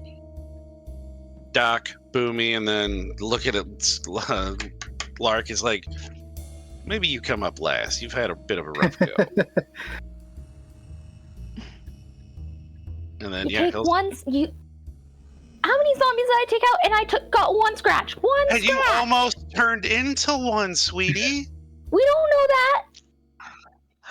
It was looking pretty necrotic. Yeah, she just looks over at the doc. Do we not know that? Yeah. I mean, is the zombie alertion still up? Do we know that? Yeah, he's gonna start kind of moving slowly into the, I guess, illusion. Going down the steps, feeling his way down, just so he doesn't just fucking just take off a big step. But yeah, slowly moving in. Once your head actually gets below the ground level, you are able to see with your torch a low stone tunnel that has been hewn out of the dirt, with roughly shaped stairs making their way down. You can see that the tunnel goes on for a little bit of a ways. A good solid 70 feet or more. 1 second. I mean, technically, do we not want the one who looks like a zombie to go first, just in case and who now smells like a zombie, being covered in their ew? Smell might be important. Yeah. I'm now covered in their yuck, so should I go first? You can follow behind quick. Mm-hmm. I mean, he's already through it, so. I mean, it worked in The Walking Dead. Why not? Why not? I'm gonna try to scurry forward. Because if I can stop people from shooting first, asking questions later, at least there's that. Yeah, absolutely. You continue on, making your way down the chamber, until you do see that the path begins to open up. It seems as though there is a large cave structure down below here on the warehouse, where this tunnel seems to be opening up into. Once you get to the bottom, Lark, you're first zombieing your way out, and after a moment of nothing like jumping out or shooting at you, and you looking about, you can report that at least the immediate area, the coast is clear. And so all of you file out, one after the other, into a much larger chamber. You look about, and several of you have torches, and you're kind of shining them about. This is a natural cave down here. This wasn't something that was dug out. It does seem to go on a little bit of a ways. You can see that towards the bottom, there are stone benches laid out and arranged in an aisle. There is a large altar towards the bottom of the where the benches are. There are candles that are lit, emitting a dark purplish glow from them, which at first you didn't see until you kind of started making your way further into the room. These candles are arranged in a long line in front of the altar, and there seems to be something on top of it. It's difficult to see exactly what. Looks kind of like bones. Beyond that, there is a large stone statue, kind of shadowed at this point. You'd have to get a lot closer to look at it. And there's also a basin or cistern towards the back of the room. Towards the far side, you can see that there is a wall made up of stone, all piled up on top of one another. Let's see here. Damn it, I just lost it. I just lost my roll 20. No. Yeah, I'm just having all sorts of fun tech issues here. But anyway, you can see that it's a kind of a stone wall built up on either side and fixed around iron bars that kind of wall off one corner of the chamber. Your torchlight can't seem to pierce anything beyond that, but you can see them. So, what do you do?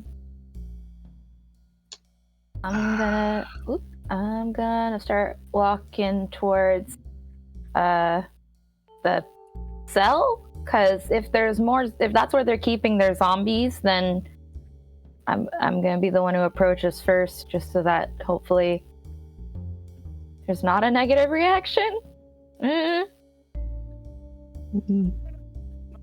Behind her, I'm just gonna like hug the wall back here. I'm not gonna step out in the middle of the room. Ooh. Smart. Okay. Lark is moving directly towards those bars. Do you have a torch at this point, Lark? Or are you still just lumbering on the zombie and relying on... I'm lumbering zombie mode. Okay. So you kind of creep your way towards the bars, but beyond, it's pure darkness. You can't really see anything in there. You can make for me a perception or a listen check, if you'd like. Okay.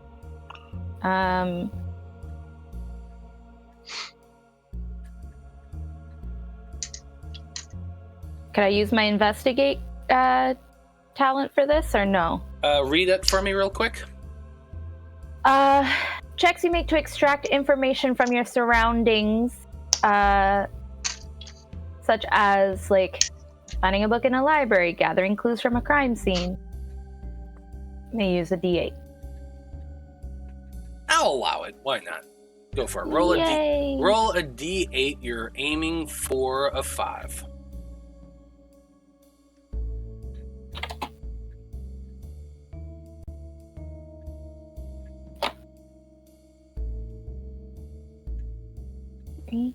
And yes, 4.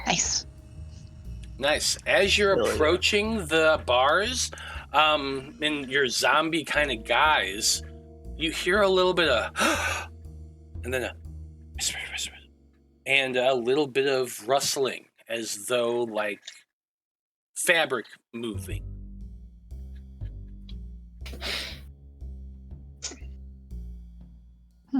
Are people alive in here? You whisper that? Yeah. You hear again but that's about it. I'm gonna turn around. Guys, I think they're alive! Okay, you know what? I'm willing to admit at this point that I was definitely wrong. This is not an innocent warehouse, whatever we find down here. What was the point of you sneaking over there just to start talking? And now I'm talking!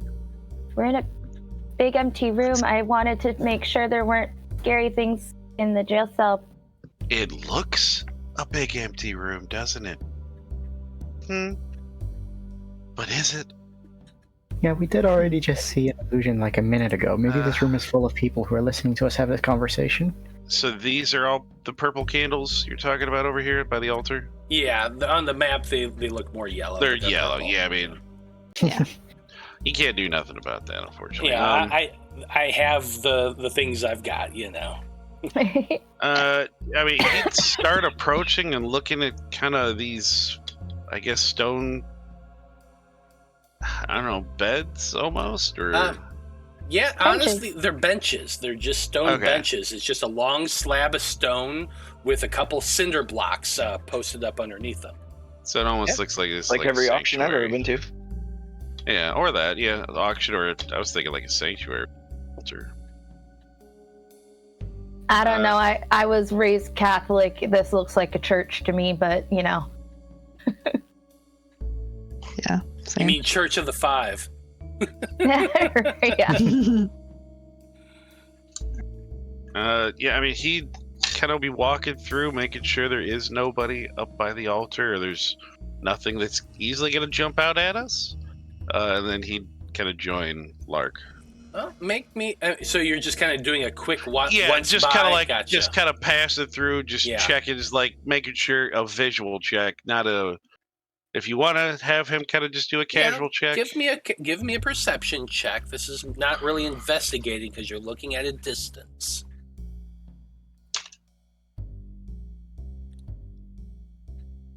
What are you doing, Skarn? Just kind of wondering, sort of hoping to see if there is an illusion here, but knowing that there's not much chance of that, because that's kind of the whole point of illusions. What do you want me to hit for? You're aiming for a 5. And Skarn, like, unless you're like wanting to physically go up and touch something, there's no way to tell if an illusion is an illusion.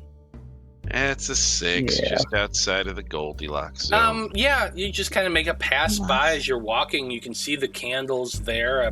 You don't see any movement as you kind of draw close to the altar, but then you turn and make your way away from it and head over towards where Lark is. Since you're holding that candle, or the torch, you would see like there is a little bit of movement back there. There are some people, or some forms anyway. All kind of crouching, pulling back, and hiding towards the back of the forward chamber, which is just more of that, natural cavern. We've never really discussed, I guess, outside of Loroupan Common, what languages we speak. I mean, I guess since he's like part Triton, he would probably know like Aquan, or I guess, I think that's what Tritons would speak, since they're water kind of primordial creatures. He would call out like kind of in common and be like, I know this is weird, we're not with the people upstairs. Oh, They're right, and dead. I dropped my zombie look. Yeah, this is what they look like. Aren't they a pleasant little creature? They're not a zombie. What was the bookworm's name we were looking for? Aravast. He's just be like, is one of you named Aravast? When you say that,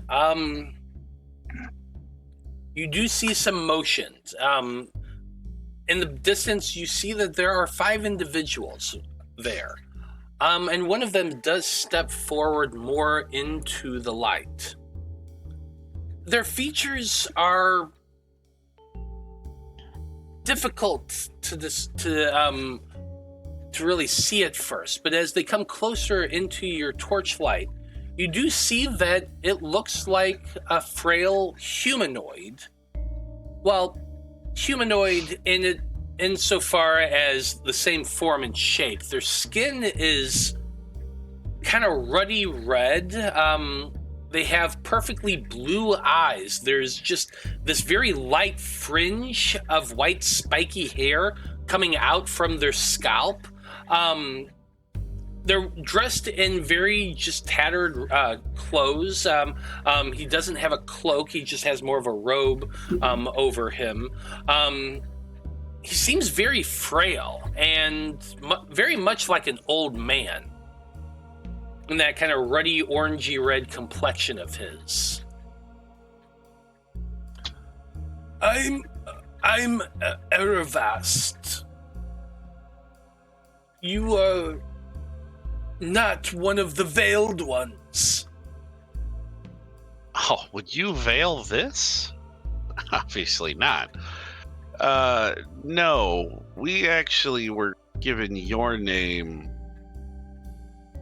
by what is Cockburn, guys? He's like a jello creature, right? He has Zolos isn't gonna know what that is. I mean, is his species in Loroupa? Would they have known exactly what he was? It's like he kind of looks like if water walked and talked. Runs a bar. Nice little joint. He told us where to look for you.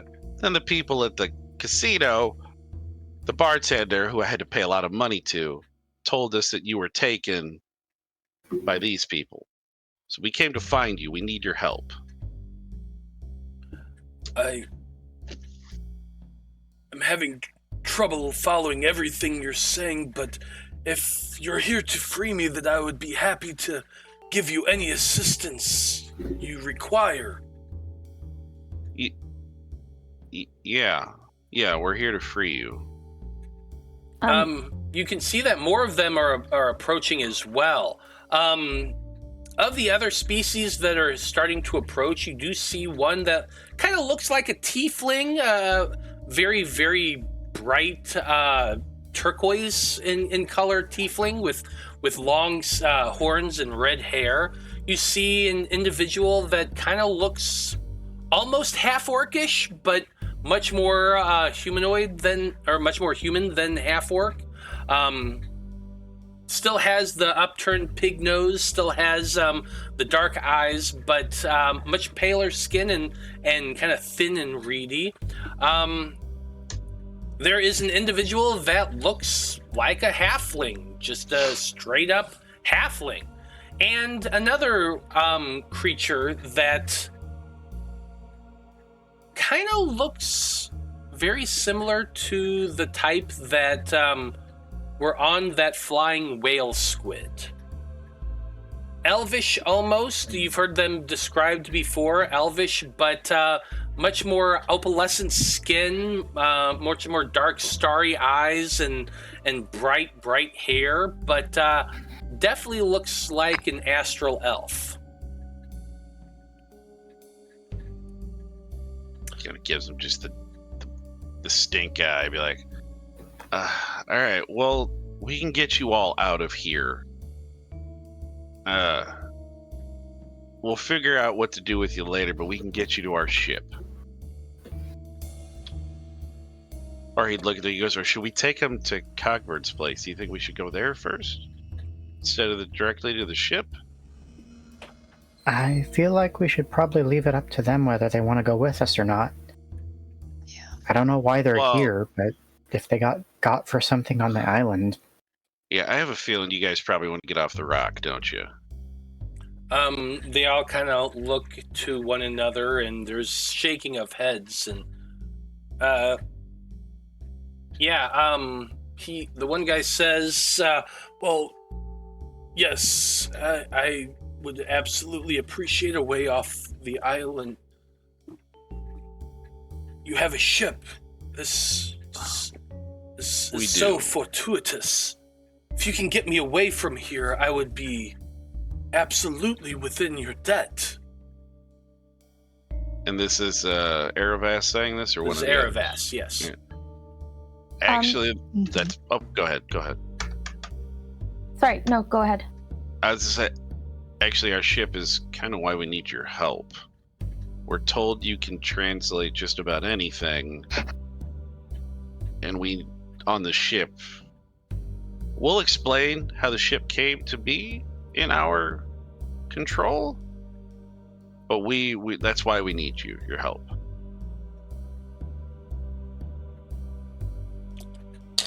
If you're willing to take me with you and get me off the rock, I would absolutely be willing to assist you in translating your ship. This is very surreal, but I would be willing to do pretty much anything to get away from here. And the people with him all kind of chuckle and give you the exact same spiel. They would rather be off this place as quickly as possible. All of them admit to being here to be either sold or sacrificed by the Veil Ones. So they're good to go. Sorry, when you say exact same spiel, do you mean it in like they're saying the same thing and you don't want to repeat it way, or it's creepy and they're saying the exact same thing way? No, it's more of they all are giving similar experiences. Okay.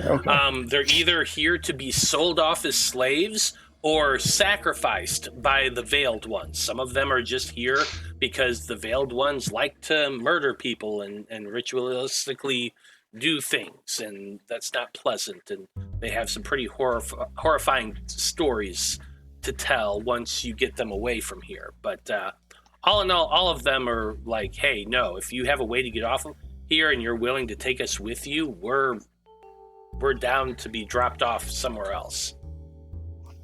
That's the same spiel I meant. Cool. Just making sure it wasn't like a brainwash thing. Yep. Okay. Do any of you know if, like, they did anything to the door on the cell, or is it just locked?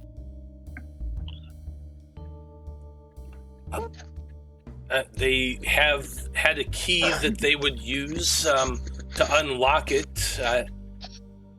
I honestly don't know of anything else. Okay, I'll pull my hairpin out again and see what I can do. Okay, make me a lockpicking check. You don't worry. Mark's got those nimble fingers. You'll be out of there in a jiff. Aiming for a 4.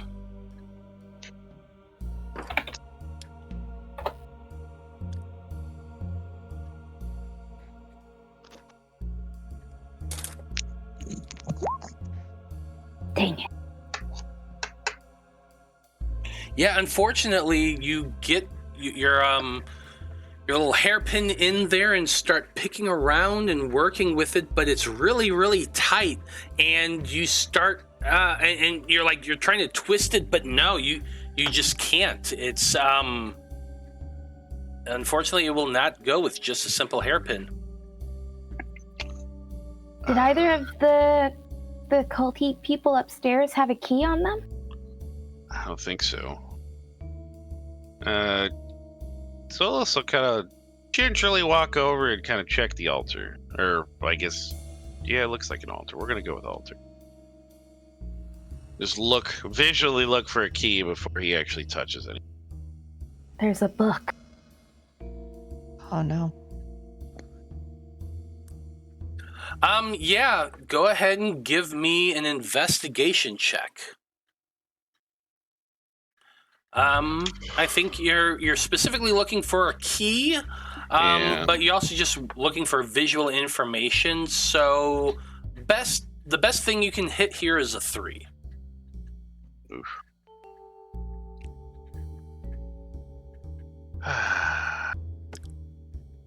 Well, the odds are good that I'm going to get some more effort back on this, so... Yep.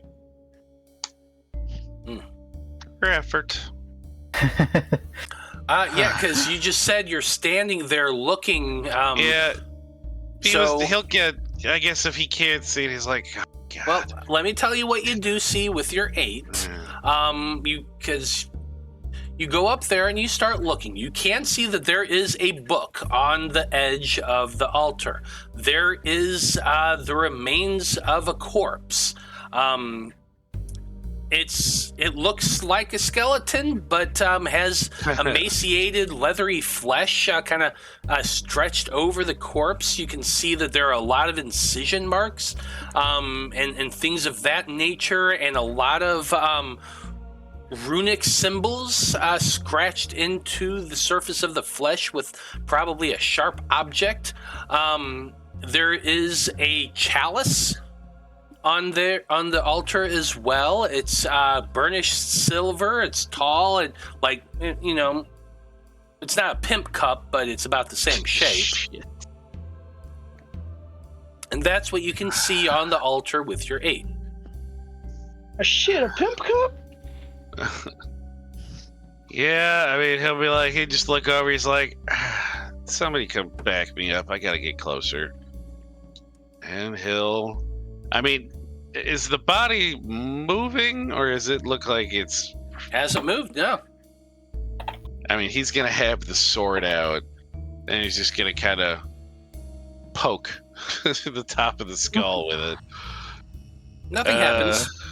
Be right back, Need prisoners. assistance? Yeah, he's like, they said there's a key. I mean, we got to look around and see if the key might be here, or maybe Okay. it's on this thing. I mean, he'd start searching the altar if somebody wants to search whatever that is. I can search this haunted-looking thing. Now that you're actually getting close to the statue, I can describe it for you. Oh. The figure that is standing on that's made up of the statue is about 10 feet tall. There is a swirling cloak that kind of enfolds and spreads around the figure, but there are parts that you can see actual like distinction. There is like you can see the arm, you can see the legs. No like clothes like pants or anything on it. It looks like a naked articulated humanoid, very thin, very emaciated, but definitely humanoid. When you examine the face is completely veiled.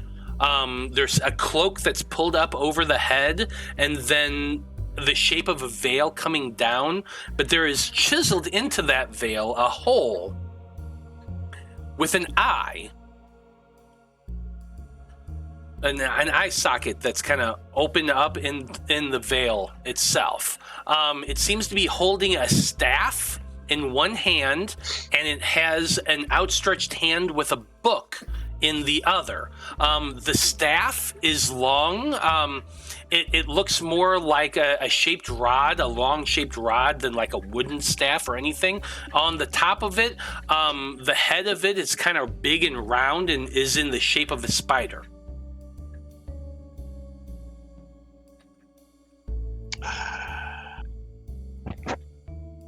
Interesting. Mm-hmm. Go ahead and give me a investigation check, the both of you. Beauty. Both of you are aiming for a 3.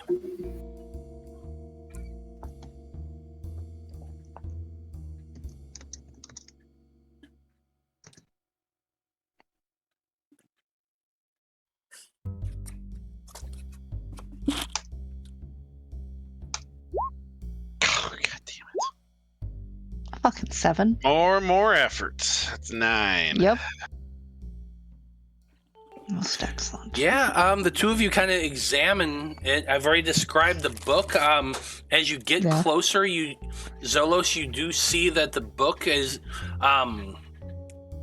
it's made of brown leather that's kind of like stretched and bumpy and porous in places. There's paper inside it, but like unless you open it, I'm not going to tell you what's inside it. The corpse that's on the altar just seems like it's been there for at least a little while. There's no dust on it whatsoever. The state of the body and the decay of it implies it's had to have been there for at least a few months. Other than that, when what I've described so far, neither of you actually find anything. There's no key. Cistern. Okay. I mean, he'll grab the book. Oh. Yeah. I mean, hey, look, Dreezy's jumping into a pool of blood, so he's grabbing a book. Fair enough. He's not gonna. Just looking over the edge. I'm not diving All in. right, he's gonna open it. Well, as Dreezy, you've been walking over towards the cistern, and you kind of get close to it. As you do, there are candles, then a ring around it, black candles, and as you approach, they instantly ignite with a blackish flame. Oh no. Oh. Oh no. Which is about the time that Zolos picks up that book. So Zolos, I need you to roll to avoid a 4. Roll to avoid.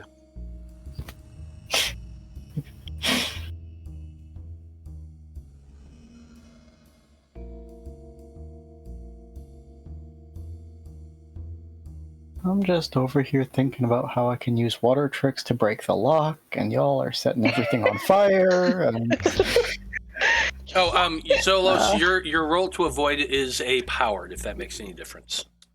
You know what? I've got 3. I won't do it this time because I didn't say. I got 3 effort, but yeah, no, it's a 9. When you pick up the book does an army of darkness on you and bites your hand. Yeah. Literally, just the pages open. There's a mouth on the cover of the thing, and it reaches out and bites you as you're reaching out towards it. It bites into your hand. You see a flow of blood and a fountain of pain as you take 1 point of damage. God, So I just got bit by darkness. the fucking Harry Potter Book of Monsters. I was going for the Oh, the Necronomicon, Necronomicon. yeah. Yeah. You know what? All right. Can we have an Evil Dead marathon watch party? Oh my Can we god, do we that? need to. We really need Oh my to. god, I would love that Not so the much. new movie. We'll watch the show, but the new movie was fucking garbage. I'm talking marathon. I'm talking everything. Yeah, I know. Well, God, maybe I'll fall asleep. Start with the original Yeah, that everyone pretends doesn't Honest. exist, No, the first 3. and then yeah. If it doesn't have Bruce, I don't want to watch. Fair. Yeah, I mean, just pull his hand back and just like, all right, book. He's gonna check himself, see if he's got like something he could tie the book up. I mean, Well, I guess he's Let's got all kinds of while you're straps thinking and about buckles. that, Dreezy, when the candles ignite, do you approach? Do you do anything else? I take a step back and I just like stop and stare. I love fire. Do I see any other movement around? Nothing directly, unless you want to make me a perception check. Yeah, I will. Did the other candles, the ones on like the altar, do anything different? They've been lit the whole time, so they don't actually change. Just as you approach the basin ignites.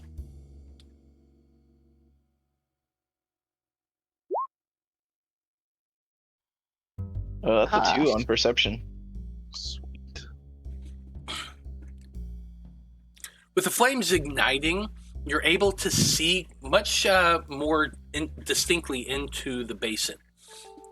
The liquid inside it is red, dark red, reminiscent of blood, except for the fact that there's a shadow inside it. There's something down in that cistern. Does anyone have a ladle? I Planning need on to drinking determine that if this blood? is a vat of acid or not.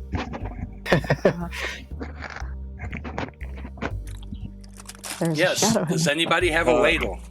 Not on hand. I can make one. Give me a minute. You can make one? Are we actually? At least we're not using the super creepy cup. Shit, don't say that to him. He likes shiny things.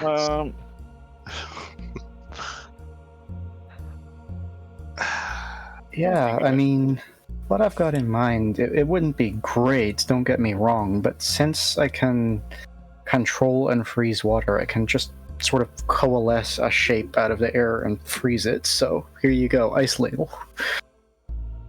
We could just. Okay. Can you freeze the book? I could freeze the whole pool, sure, but then whatever's at the bottom would be stuck at the bottom of a block of ice. That's probably a good It's- thing. It's a creepy shadow in a basin. Is it moving? No, Or it it's just looks perfectly like something. It's perfectly still. It's just liquid. But there's a shadow. Yeah, there's a shadow in there. There's something inside it that you can see, but it's too difficult to see exactly what's in there. So are you going to stick the ice ladle into the pool? Oh, God. Yeah, let's try it. Oh, God. Okay. You gently reach down the ladle into the pool.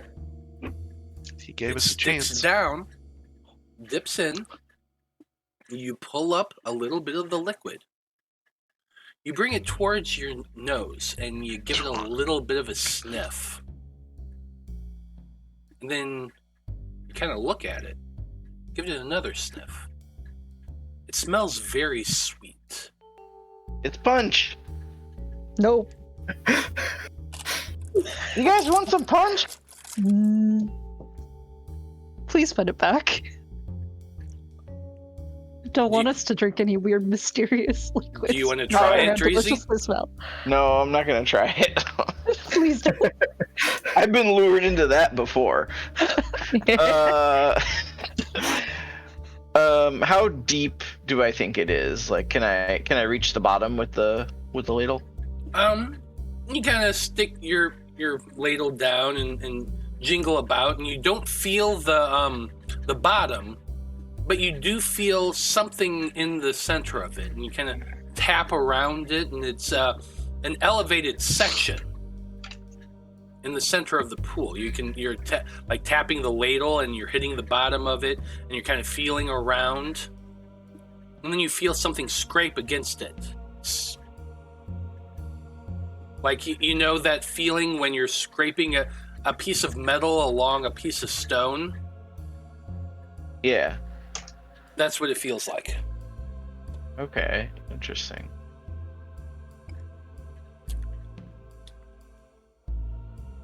I mean, you're both chefs. I would hope that you know what that feeling is and that you actually sharpen your knives. Yeah. Yeah, that's why I'm confident he knew what I was, the description. Yep. Oh, I'm familiar. All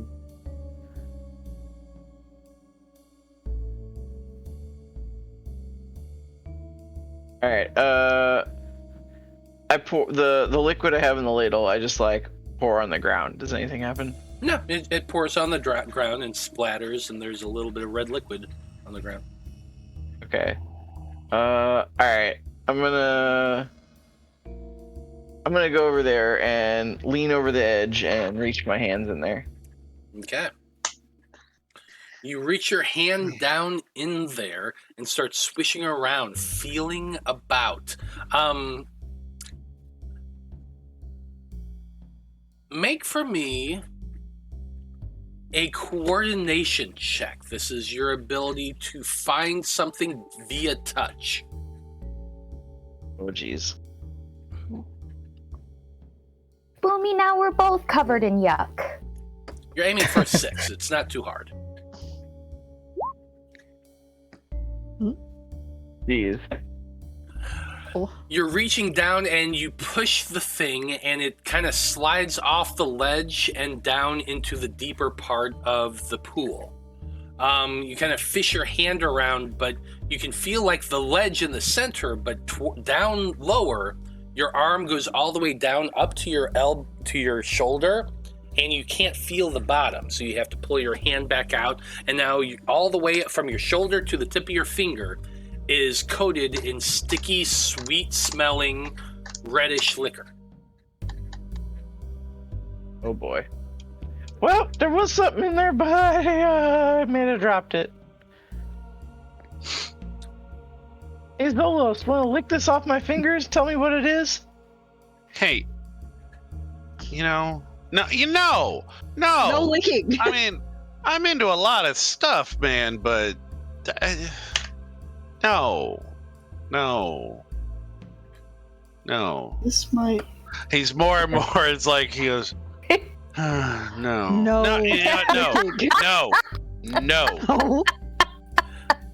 Wait till they find out that it's been Mountain Dew Code Red the whole time. Zolos is like the kind of person that's like, I'll try anything 3 times. He's got to put his foot down this time and be like, okay, maybe not in a creepy kind. it's like put some in one of those vials you got. Well, are you tasting it? Please don't. Taste it. no, you taste I'll it. literally fly at whoever tries. I will You fly lick it at off you. your own fingers, sir. No! Nobody licks! No licking! Well, if you insist. Not in a creepy cavern, okay? You know what? Hey, put some in a vial. Maybe we'll look at it later. I'll do that. Yeah, I have some vials. I'll scrape it off Okay. my arm. Yeah, you can just scrape some off your arm and get some into a vial, and you have a reddish, slightly bubbly liquid in there. Nice. It's bubbly. Oh my god. So I guess- I think Skarn is maybe getting a little frustrated with this at this point, because we found the prisoners and instead we're playing with a puddle. And so We're trying reaching... to find a key. Yeah, uh-huh. Can you So just rip reaching the out door with this, off? can I pull this stuff out of the pool? Like, is it close enough to water that I can mess with it? Can I just get it out of there so we can see what the thing is at the bottom and stop goofing around? Oddly enough, it is kind of more like water than anything else. Because to manipulate water like that, do you need to expend any effort? No, it sure doesn't. The only caveat is that I can only move a volume equal to my body. So, like, Wow. if there's more volume in the pool than there is in me, then I can't get it all out. Yeah. So you are able to pull it out. And the very bottom of the cistern is only about 6 feet down.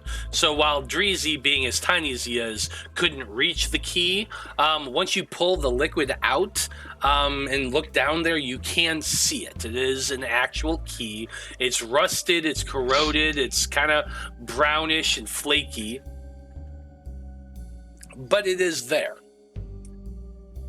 All right, well, there you go. Rocky, I was gonna get it, but then, thanks. Yeah, no, my pleasure. It's what I'm good at. Do we want to keep this book or do we want to kill it? It bit me. Wait, Sounds like some Yeah, dark magic. Literally, it bit me. It That's bit not a- you. Is he gonna hold up his bleeding hand? Yeah, it bit me. Is this an- important? Kill it with fire? I was just gonna start stabbing it. But if do we want to keep it? I mean, if it already bit you once, I don't know if stabbing it's great, because then it'll probably have incentive to bite you again. You want to just throw it in the pit and I'll dump all this water back on top of it? Well, I tried touching it and I it like bit that. me. So Maybe how we about should stab it with this dagger, this cool dagger I found. how about this? I'll hit it with the flat end of the blade to keep it shut. Doc, do you have something we can kind of wrap it up? Sure, I definitely have bandages or something on me. I'll just wrap it up. Okay, so you first start bandaging up Zolos, so he's not bleeding out everywhere. Yeah. And then Zolos, you're gonna tap the book He's with gonna try your it, blade. he's gonna apply pressure on it to on the top of it to kind of keep it closed Mhm, so we mhm. can wrap it up. So yeah. Cool. Okay, You you tap it with the flat of your blade. It immediately reacts. I need you to make a roll to avoid another 4. Well, it is a. Wait, is that mine or that's its attack thing? Yeah, I guess I gotta you're remember rolling it, to yeah. avoid a 4. So yeah, you have to roll a d10. I take another bite. Yeah, remember in Army of Darkness how every time Ash fucked with a Yeah. book, it either bit him or sucked him in or did something? Yeah, this is exactly the same situation. Yeah, fuck with a book, it immediately comes to life and lunges at you, opening its mouth. You pull your hands up. Oh my god, oh my god. Ah! Get you right in the Whoa. arm. Takes a big old chunk and you're going to take 1 point of damage, and then it goes flapping back and lands on the edge of the altar again. And now he's just looking at it. He's like, all right, book, now it's personal. Yep. I think we should get away from it and get out of here. Right? Let's Can we Well, get the then- people out of Doc here, is heading please? back. Yeah, Before who has the people key? start coming back. Yeah, who has the key? Let's go. Dreezy or Skarn does. I think it's Hold it Dreezy out. because I'm busy holding up all this water. Oh, sure. Yeah. Okay, I'll grab it. All right, let's do Nothing it. else. open the thing so that way they have the chance to leave if we want to fuck around. Yeah. All right, I'm gonna try the key in the lock. Good news is the key does open the lock. Click, click, ting, and the doors open. You all step back and just motion, hey, if you want to leave, leave. The astral elf looks at all of you and then just starts running for this door. Wait a second. What's his deal?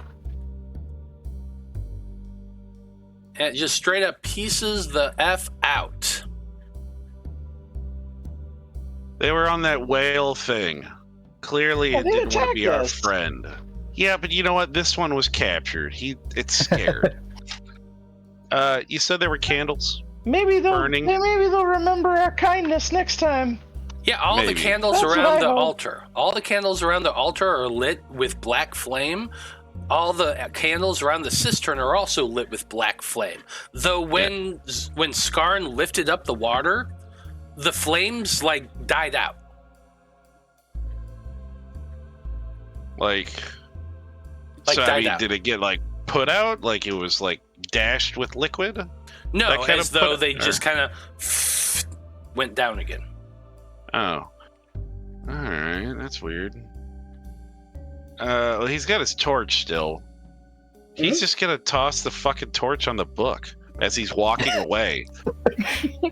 And he's just gonna it's like how they're, in the movies, the badass guy, there's an explosion as he's just walking Vale away. is gonna come after you. He's just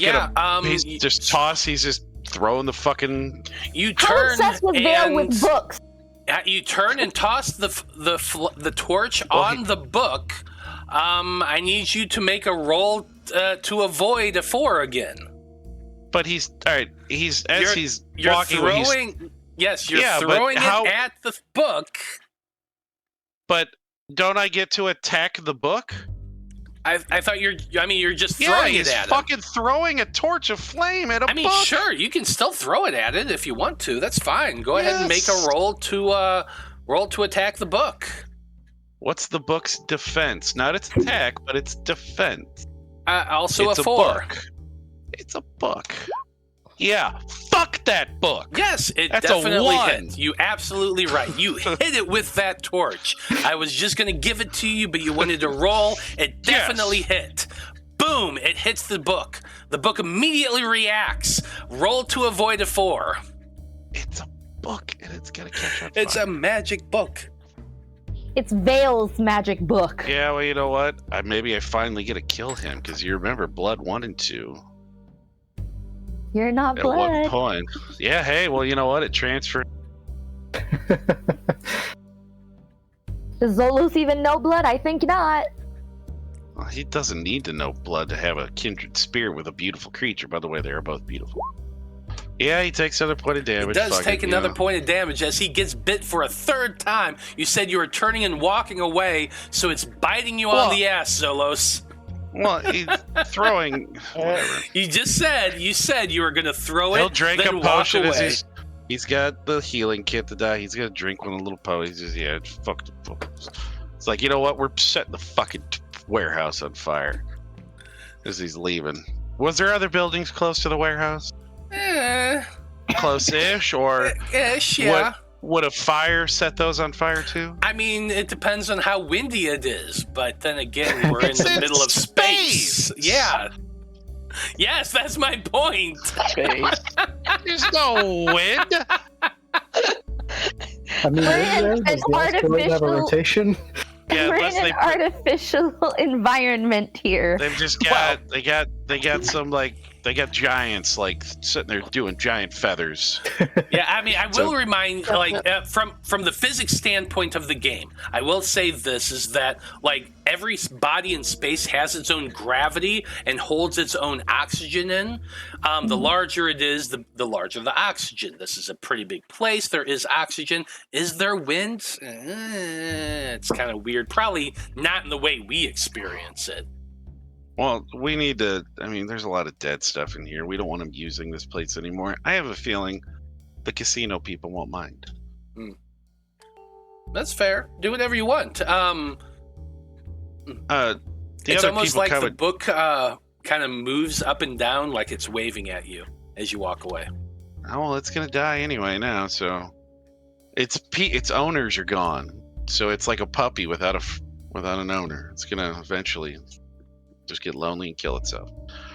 The other people, I guess, are they coming with us? Are they leaving? Yeah, Are they coming out the door? They eventually come out of the door. Do they speak common, or can we? So remember, common on Loroupan and common in the universe is very similar. There's a little bit of differences. You're able to communicate enough to be able to get your points across to one another. So I've just kind of been leaving it loosey goosey. But yeah, they are able to communicate in different ways. You are able to establish what's going on, and I'll also remind you, you have a literal linguist now with you. So between all that, you're able to talk things out, and the people who have remained are willing to take the ride. They say they're not sure where you're going, but we need to get off the rock, and if you're willing to get us out of here and away from the cult of the Veiled Ones, we'll hitch a ride. As long as you're not going to like sell us into slavery or anything weird. No, not at all. Do we remember the name of the planet that the Cogburn asked us to go visit? Anybody? Bueller? It was a while ago, and we immediately jumped on to going after Everest, so... Eravast. Well, even beyond that, we kind of jumped onto cheating at a casino. This is true. So it's a while. And mentioning Eravast, I'm gonna help. I'm gonna like kind of help him through, and then to walk and stuff. I don't know if he needs like a cane or a walker or something. He said he looked really frail. I'm gonna help him. Oh yeah, he definitely he will accept your help without issue. He is exhausted. All of them look emaciated. He tells you that he's been a prisoner for over a week now, or however long it's been, a few days to a week at least, and he has not eaten at all. They provided minimal water, and he is exhausted. He asks, Can you get me to your ship and allow me to rest and give me some food and water? I've been in here so long. They've been starving me, trying to coerce me into assisting them in their goals. Yeah, no, we're good. Of course. I think we're gonna end things tonight with your group, as stealthily as you can, making your way across town to get these refugees back aboard your ship. Which is a pretty good place to end things for this evening, I feel like. You've now got yourself a translator and a small group of people who are going to be hanging out on your ship. But you still have a destination you have to decide on. Who are you going to be helping? Are you going to take the job with Crowburn? Are you going to go help out the Pragmatic Order of Thought? Are you going to go talk about you killing a bunch of slavers? Is their name literally Pot? Yeah. Order of Thought? It could be Poot. It could also be Poot, I suppose. I mean, I would vote for Crowburn. He seems to be the one that can help us the most, I think. Well, Crowburn offered to pay you for going to some place to pick up supplies and to come back and get through the pirates. The Pots, or Poots, as Lark says, offered to pay you for taking out pirates and said they would armor your ship to do it. We can do both. Yeah, I mean, I suppose. Both? Well, we're Oh, definitely yeah. going to do the stuff for Crowburn, and then if they want to, give us assistance in killing pirates, Zolos has got no problem with that. Both. Both is good. Yes! Yes! See, my daddy gets Oh. it. Exactly. Okay. Well, we'll see how well they do with dealing with all of that in about 2 weeks, folks. Can't wait. Should be a lot of fun. But well done. You've got a translator and some people now living aboard your ship. I'm sure nothing can possibly go wrong with that. Anyway, thank you to everyone who watched this evening. We very much appreciate you tuning in and hanging out with us. Come back in 2 weeks to find out what our heroes decide and what those jobs will entail. Should be a lot of fun. As always, I like to go around the table and have everybody tell us who they are and where we can find them on the internet.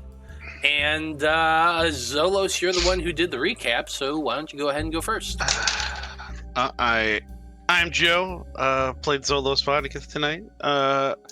Upcoming on Wednesday in our Curse of Strahd Sonnet of Blood campaign, I am Corwin Oliver Goodwood, your friendly neighborhood halfling cleric. Yeah, it's gonna be interesting. Yes, our murderer has gotten away. We will find them, hopefully. If Strahd doesn't kill him, which Cog's betting on that. But yeah, now we gotta take our departed NPC and get them to a better place. So it should be fun. And apparently there's love brewing in the air. That the Cog doesn't know about yet, but I sure shit hope that happens. Because I got to talk to Matt off screen about what I want to do about that. I got some plans. But yeah, no, that'll be fun. It's always a good time. We have a good crew over there. And it's going to be Matthew Jr.'s last episode with us, apparently. So come by and enjoy him for a little bit more. Blood from Stone on Twitter. I argue with conservatives. Always fun as well. Dr. Bloom, you're next. Hi everyone, I play your favorite glass cannon feral space dad, Dr. Ezra Bloom, and you can find me on the internet at Static Blue Stray. Oh my god. When you go into protective dad mode, do you like Hulk out and you become like an owlbear? I mean, I have plans now.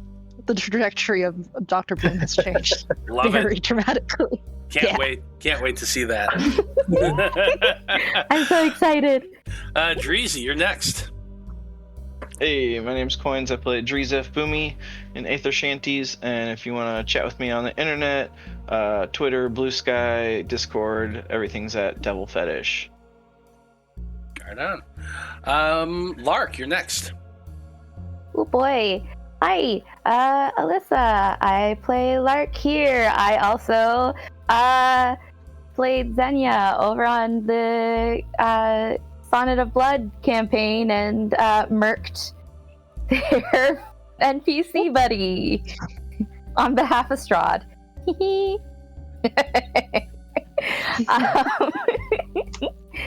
Yeah, other than that, I also crochet things. Sometimes nerdy little dolls, sometimes big giant nerdy blankets, sometimes a feather wing looking shawl thing, which is what I've been working on tonight. Oh look, there's Strahd. You can find me on Instagram at Alyssa Crochets, ALYSSA CROCHETS. Yeah, that's pretty much it. Right on. Skarn, you're up next. All right. I am Nobody. You can find me on Twitter and Blue Sky at Nobody Adams. That's Adams with 2 Ds like the family. And I do a ton of stuff, so I'm not going to go through everything, but I'm just going to highlight a couple projects. So tomorrow at 5 p.m. Central Time, I'm going to be there as part of a one-shot for All on the Table Gaming. We'll be playing Arc City, Arcane Blues. a system that uses tarot cards to resolve things. The game is going to be set as a speakeasy in the 1920s. We're all playing spies who are also wizards. Love it. It's a really good game. I've been there for most of its development, and it's just going to be a good time. But the other thing that I've done recently is I guested on an episode of the Battle of the Blorbos podcast. Battle of the Blorbos is a once-monthly podcast where every person brings a single character to the table and then argue about who's best at what, which in theory will eventually allow them to create an objective list of all characters ever ranked in order. To do this, they're put up in random challenges, such as Dr. Victor Von Doom versus Luce Noceda from the Owl House, who would be a better retail employee, or Pinkie Pie from My Little Pony versus Black Dynamite, who would be better at smuggling drugs, and so on and so on. The challenges are randomized, but the characters are not. Oh, so who did you argue? Well, I've been on a couple times. Most recently, my character was Millicent Rice from the Jumper novels, so that's how you know it's every character ever, because who knows the Jumper novels, right? Not me. Love it. Okay. Well, as always, I am Matthew R. Dawson, your friendly neighborhood host and game master here on the Random Rhapsody Network. You can always find me here every Monday and Wednesday running crazy games for these crazy people. I love it to death. Also, at the end of next month, on the 29th of October. No, wait a minute. No, that's September. The 27th of October, we are going to be doing a Halloween one-shot here on the network. We're doing a game called Monster of the Week. It's our first time running it here on the network. It's powered by the Apocalypse game. Our good friend Dido is actually GMing it. I get to play a character from KOINES' old home game, Edward Poe. I can't wait to do that. It's going to be ridiculous because I'm playing a nerdy science dude, and we fight monsters, and we're going to be in Loroupa. I don't know how this is going to work, but it's going to be great. I can't wait for this. So that, again, is October the 27th. That's a Sunday. It's going to be at 6 p.m. Central. It's going to be amazing. Come check that out. Other than that, let's see. You can find me on All on the Table, TTRPG. You can occasionally find me on Lost Caravan and a dozen other places. I like to do things at least once a month. So follow me on the tweets and the Instas, and that's where you can find my latest game. And so, on behalf of everyone here in the Æther-Shanties crew and everyone within Random Rhapsody, I just want to say, thank you, folks. It's been a delight. So long. Good luck. And until next time, may the winds of Æther ever fill your sails. And good night.